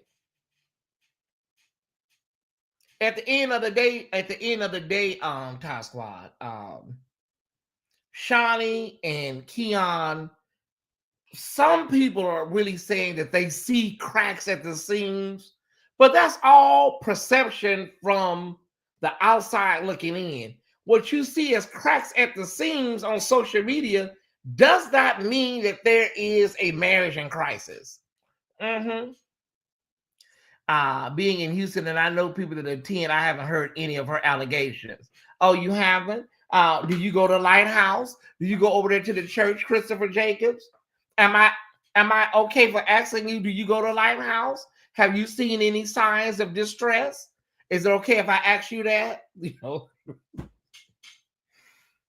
Oh, I wonder what Ernest Pugh thinks. Kirby, be good. Be good, Kirby. Is it okay if I ask you that, Christopher? Oh, mother, I know you're going to find out. Well, I'm not finding out shit. Don't ask me nothing. I don't know them people like that. They say she over there tricking. She tricking. I don't have nothing to do with it. I don't do that kind of reporting here at the official Tyesse Report. I don't ask people in the chat what y'all heard. That ain't my type of blogging. But I love to hear what the streets is saying. So I'll listen to Miss Child, you know. I'll listen to her. I don't like that type of blogging. What y'all hear? What's the tea? What's the word on the curb? Girl, we watching you. You tell us. Have y'all heard anything? We ain't heard shit. Mother, don't keep trade waiting. I'm going to get out of here in a minute. What you talking about? Don't keep trade waiting. I'm going to the hotel to relax. What are you talking about? I'm Presbyterian. Yes, Ty, you know I will keep you in the loop. I'm Presbyterian. I don't participate in all that stuff. That's them bloggers started them lies. Talking about he be over at the Four Seasons with these hot men and these models and stuff. I don't be participating. That's them bloggers started that shit. Talking about he be over at them hotels with them men from the magazines and stuff. Not me. I don't get down like that. I'll read a book. I read the Bible or something, or do some crossword puzzles and you know what I'm saying. Read The Color Purple or something. Yeah, that's what they said. I'd be over there with real hot men over there at the hotel and stuff. Like, girl, who? Me? Tyesse? Yeah, how they know? Yeah, Lashika. I don't have time for that mess. Okay. Let me see what we got going on here, y'all. I'm gonna spend about 10 more minutes with y'all. It's 7 o'clock. I'm gonna spend like 10 more minutes with y'all, then I'm gonna get on down the road. I'm gonna get on down the highway. Thank y'all so much. Let me see what our total is. What did we raise?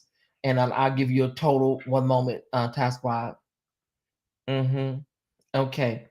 We're $5 off. Oh my God, we're just $5 away, and I know we'll get that. We're $5 off. I'm Presbyterian. I don't be a and if I did, I'm grown. I'm 49. If I had men in and out the Beverly Hilton all night long, I'm 49 years old. If they came in and out like a damn Union Station at the hotel room, I'm grown. I don't have to explain myself to nobody.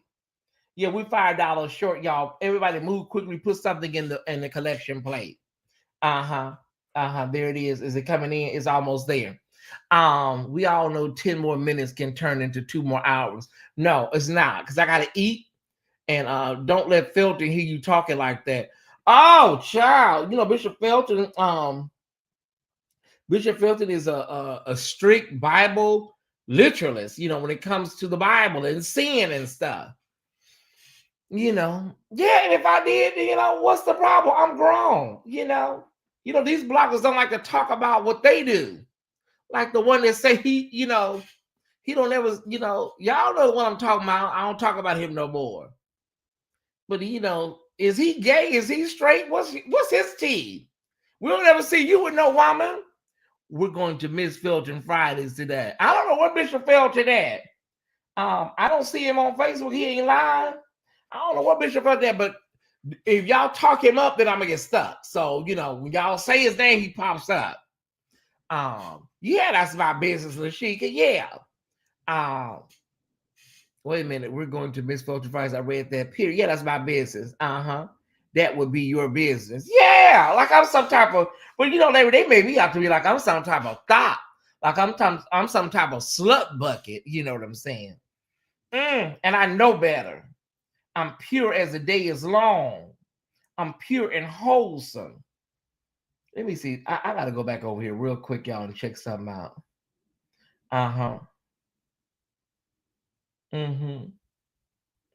Oh, here she go. Girl, what is it now? How do you get old and stupid? We don't pledge. We pledge our allegiance to Jesus. And you're too old. If you were young and stupid making a mistake, I could pray for you. How do you get old and stupid? How to be ashamed of yourself.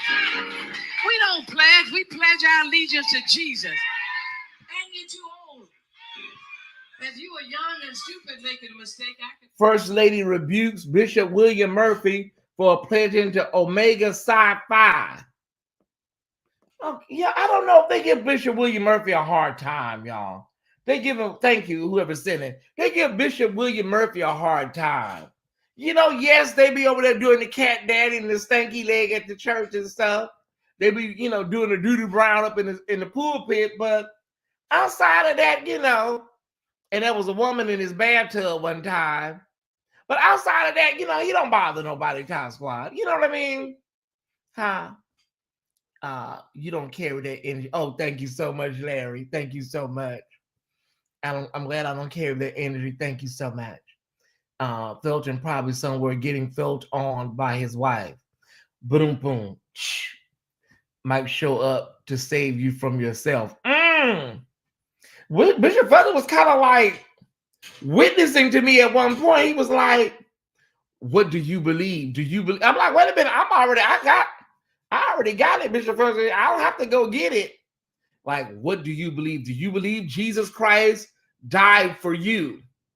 Wait a minute, this sounds like I'm on the corner and you passing out tracts or something, I don't know. Thank you, LaSonia. I appreciate it. Yeah. They said the lawsuits are coming in, y'all. The lawsuits are coming in for Doge. That's Elon Musk's organization. Wow.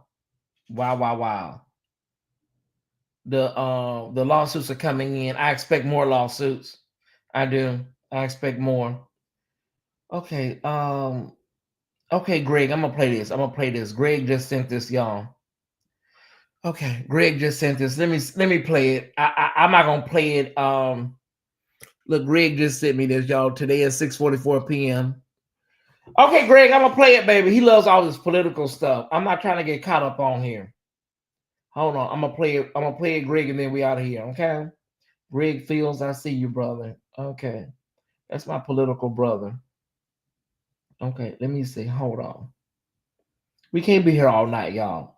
We can't be here all night. Y'all ain't got no hot dates lined up. Nobody. They just let 1,000 people go from the VA today. Veterans Affairs. The only way I can look at this, brother, just as a fan,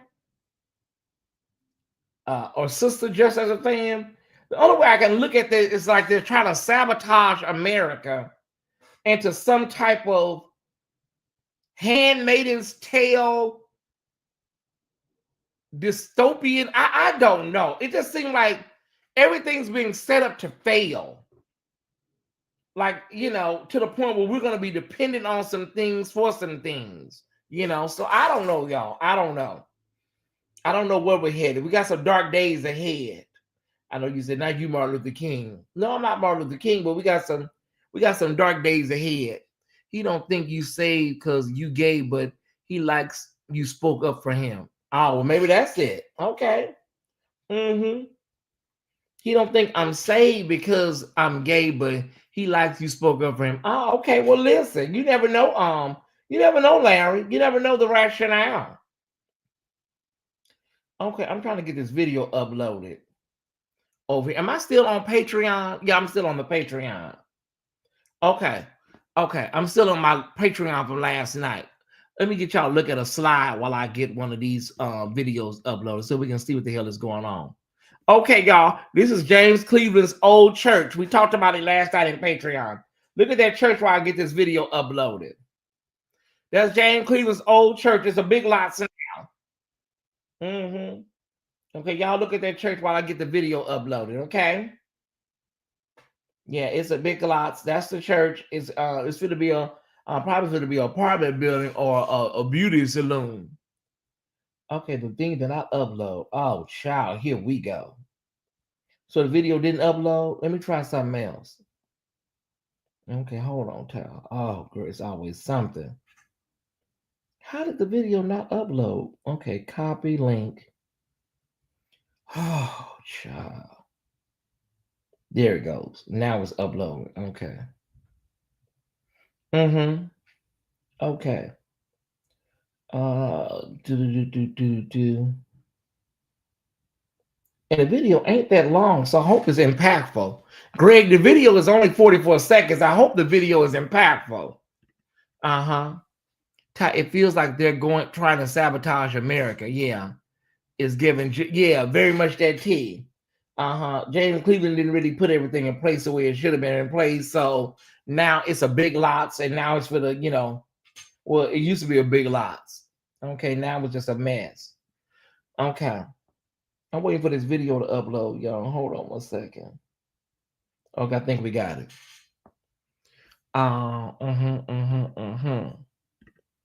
Okay. Oh, child.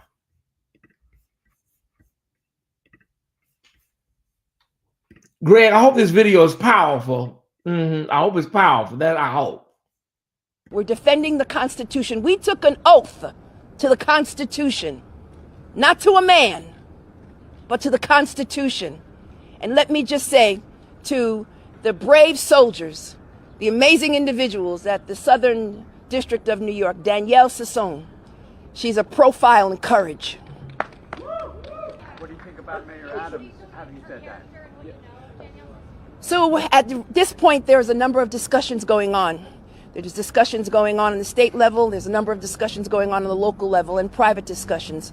So at this point in time, I'm going to refrain from any comment until such time as we complete those discussions and determine the fate of the mayor of the city of New York. Oh, she seems so disgusted. You feel the way we feel, Madam Letitia. Yeah, you feel the same way we feel. It's just disgusting. Hold on 1 second, y'all. Let's play it again. Let's play it one more time. Thank you for that, Greg. Yeah, we're supposed to hold up the We're Constitution. defending the Constitution. We took an oath to the Constitution, not to a man, but to the Constitution. And let me just say to the brave soldiers, the amazing individuals at the Southern District of New York, Danielle Sassone, she's a profile in courage. What do you think about Mayor Adams having said that? So at this point, there's a number of discussions going on. There's discussions going on the state level. There's a number of discussions going on the local level and private discussions. So at this point in time, I'm going to refrain from any comment until such time as we complete those discussions and determine the fate of the mayor of the city of New York. Mayor Adams needs to be in a cell next to Bishop Whitehead. Yeah, that's what he needs to be. Right next door, y'all. Same cell block. Cell block Greasy lives. Okay, y'all. I think all hearts and minds are clear. The number evidently is not gonna go down. Okay. So I'm gonna have to go on my own, y'all. Yeah, I'm gonna have to get up out of here on my own. Because y'all are not gonna leave, y'all are not gonna leave on your own. So I better get on down the highway. I want to thank everybody for coming tonight. We were on early, so we're getting up out of here early. Thank my sister Pam for helping us get through those legal questions and legal documents and stuff. Thank you, Lashika. I really want to help the people in Ghana and get my daughter out of this country. Okay, y'all, who all leaving? Do we have a number? How many people is leaving? Larry is building some stuff over there, helping the people of Ghana. And so how many people wants to go over to Ghana and just say, I'm gonna just move over there and live over there? Anybody? Dual residency is on my radar. Oh, interesting, sis. How many people do we have that want to be Ghanaian? You want to be I gotta scratch my leg out. Hold on, y'all. Stretch this leg out. Oh, there you go. How many people want to be Ghanaian? You want to go over there and be with the Ghana people? Eugene, okay. Anybody else? Anybody else? Watch Larry Reed's documentary on his YouTube channel and get some more information about what's going on over there. I will be a dual resident. Okay. Let me see. Let me hold on a second. Let me see something. Is Ghana anti-gay?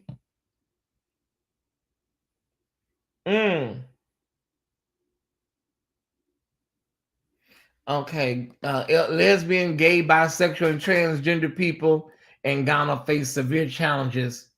Oh, okay. Well, yeah, I don't think I'm gonna be able to go over there. Let me see. What country in Africa is the most pro-LGBTQ? South Africa. Okay. But then you have to deal with, the after effects of that apartheid residue. You just can't win in this world, y'all. Okay. I've been looking at an apartment in Kingston and Punta Cana. Oh, okay, you've been over there looking in Punta Cana. Oh, so they want me to go to South Africa. Oh, okay. Let me see. What part of South Africa am I going to? Wait a minute. Ty, you might like South Africa or Thailand. A lot of blacks are moving to Thailand. While South Africa is perceived as being a country the most supportive African country regarding the legal status of LGBTQ rights, nations like Namibia, Cape Verde, looks like Mauritius, Angola, Botswana, Mozambique, and Principe and Lesotho are also recognized for their social acceptance. Oh, okay. Well, okay, I see. That's a long list. Okay. There's a lot of Black Americans in Qatar. They have Black events and everything, y'all. Okay, y'all, we have options, Ty Squad. We don't have to stay in this dump. We can hit it if we want to. Ty, you gotta find out your African ancestry. That's my first thing I gotta do. You're right. Okay. Okay, Sao Tome. Is that Sao Tome, Principe, and Lesotho? Okay. Angola. Let me see how to pronounce this. I want to make sure I'm pronouncing this correctly. Let me pronounce this. Oh, wow. How do you pronounce this? Pronounce. Oh, it looks so pretty. Let me pronounce it. Cape Town. Hey, Peaches. Hold on. Seychelles. Seychelles. Okay. It's East Africa. Seychelles. Got it. Okay, now what's this other place over here? It's Seychelles, and I need to know how to pronounce this right here. Wait a minute. Wait, hold on. Okay, I gotta get out of here, Time Squad. I'll be here all night with y'all. Y'all know how much I love y'all. I'll be here all night. The number not gonna go down. It's not. I can guarantee you that number is not gonna get to 250. I can promise you that. Okay, pronounce. I gotta go.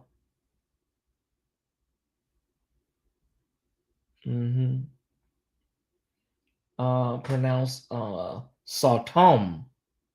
Okay, pronounce Sartom. Okay. Nope, I'm listening to you and working. Oh, okay. Now let me pronounce this other word, and then I gotta go, y'all. I got to go. Okay, let me pronounce this. Mauritius. Mauritius. Mauritius. Mauritius. Got it. Qatar is a Middle Eastern country. I would expect them to be welcoming to okay, yeah, going over there. Going over there to over there, y'all. And see what they're talking about. Okay. Y'all, we got a lot of work to do. We got to figure out our ancestry. We got to figure out what country is best gonna work for us, y'all. You know, we got a lot. We got a lot to do. At the end of the day, y'all, like I said before, this is our turn as African Americans to experience what the generation before us experienced during the civil rights era, right? So they experienced their thing, and now we will experience a new iteration of it. But you know, the only thing is that we're not having dogs turned on us, water hoses. We're experiencing it from the inside, like we're experiencing weaponized legislation, right? And don't get me wrong, there was legislation in the civil rights era that was weaponized, but we're not up against, you know, some of the brutalization, you know, that we experienced in that era. So, you know, they're not turning the water hoses and the Doberman pinches on us. Somebody said not yet. So, you know, we can organize and strategize a little bit better, y'all. You know what I mean? Not yet. Okay. Can I ask something? What are y'all going to do tonight? It's 7:12. It's 10:12 on the East Coast. What is the Tie Squad doing tonight before I get out of here? I need to know from all of y'all. What is the move for Valentine's night? It's almost over. Are you watching a movie? Are you listening to jazz? Are you working from home? Doing homework, a project? Are you cooking? Are you about to eat? I need to know, what are you doing tonight, Tie Squad? Just talk to me. Finishing a video project for a client. What type of project is it? What type of project is it, Carter? Are you at liberty to talk about it? I'm about to pour a glass of wine and do a little journaling. Perfect Friday night fare. Cross stitch and butter pecan. I gotta watch my sweets right now. I gotta watch my sweets. That vegan cake was good though earlier. I went to the movies to see Captain America with Anthony Mackie. Oh my God, y'all gotta see Anthony Mackie in what was it called? Oh, he was in a virtual video game with this man, and it was, oh my God, the man was having intimacy, sexual relations with him through the video game. What was that called? It was on Netflix. You gotta see it, y'all. Workshop for Black nonprofits. Good, Carter. Mm-hmm. Sitting at home watching TV, getting that work in always. Mm-hmm.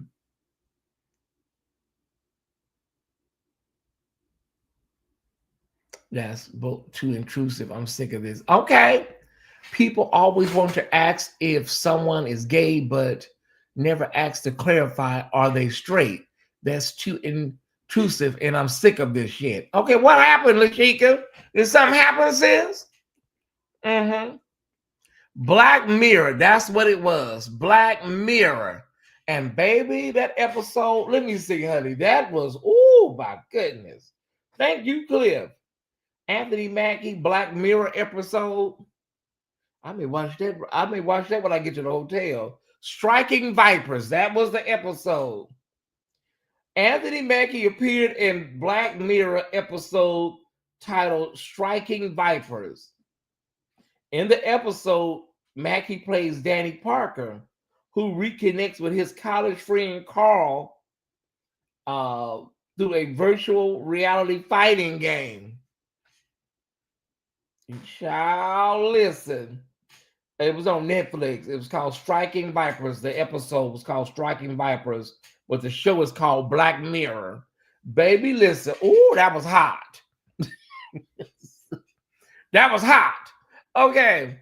Recovering from this work week and preparing to call out some. Yeah, you have to do it. Radical self-care. Radical self-care is going to be needed the next 4 years. Mm-hmm. Paint by numbers. Okay. Going to the saloon to listen to some music. Oh, you going down to Anime's Cafe, or as they call it, the hole in the wall? Just finished packing, flying out in the morning. Where you going, Tarleton? Where you going, brother? Safe travels.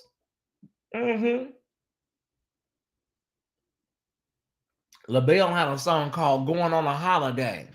Y'all listen to it when you get a chance. Going on a Holiday. Sugar-free Jello, Netflix and chill. I love it. Recovering. Okay, I read that. Okay, Black Mirror. I thought it was Twisted Metal. Nope, it was Black Mirror. All right, y'all. I think we've covered everything. I'm good to go. I'll try to check in with y'all tomorrow if God says the same. Have a phenomenal evening on purpose. I love you. I love you. I love you.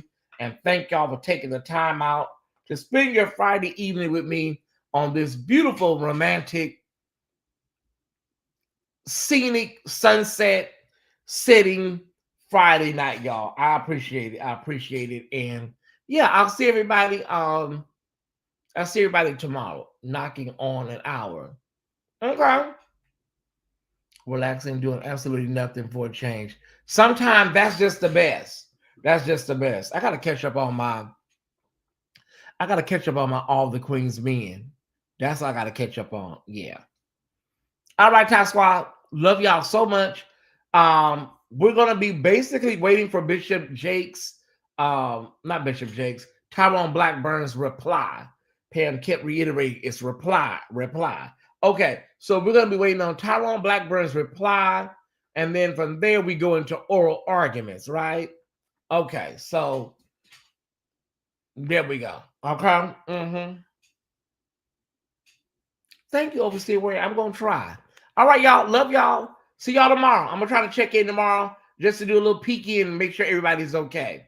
Have a good night. Love you, love you, love you. Be good, be safe. And I'm gonna stay on this brand and just play something on the way out. You know, yeah. Okay. Let's do this.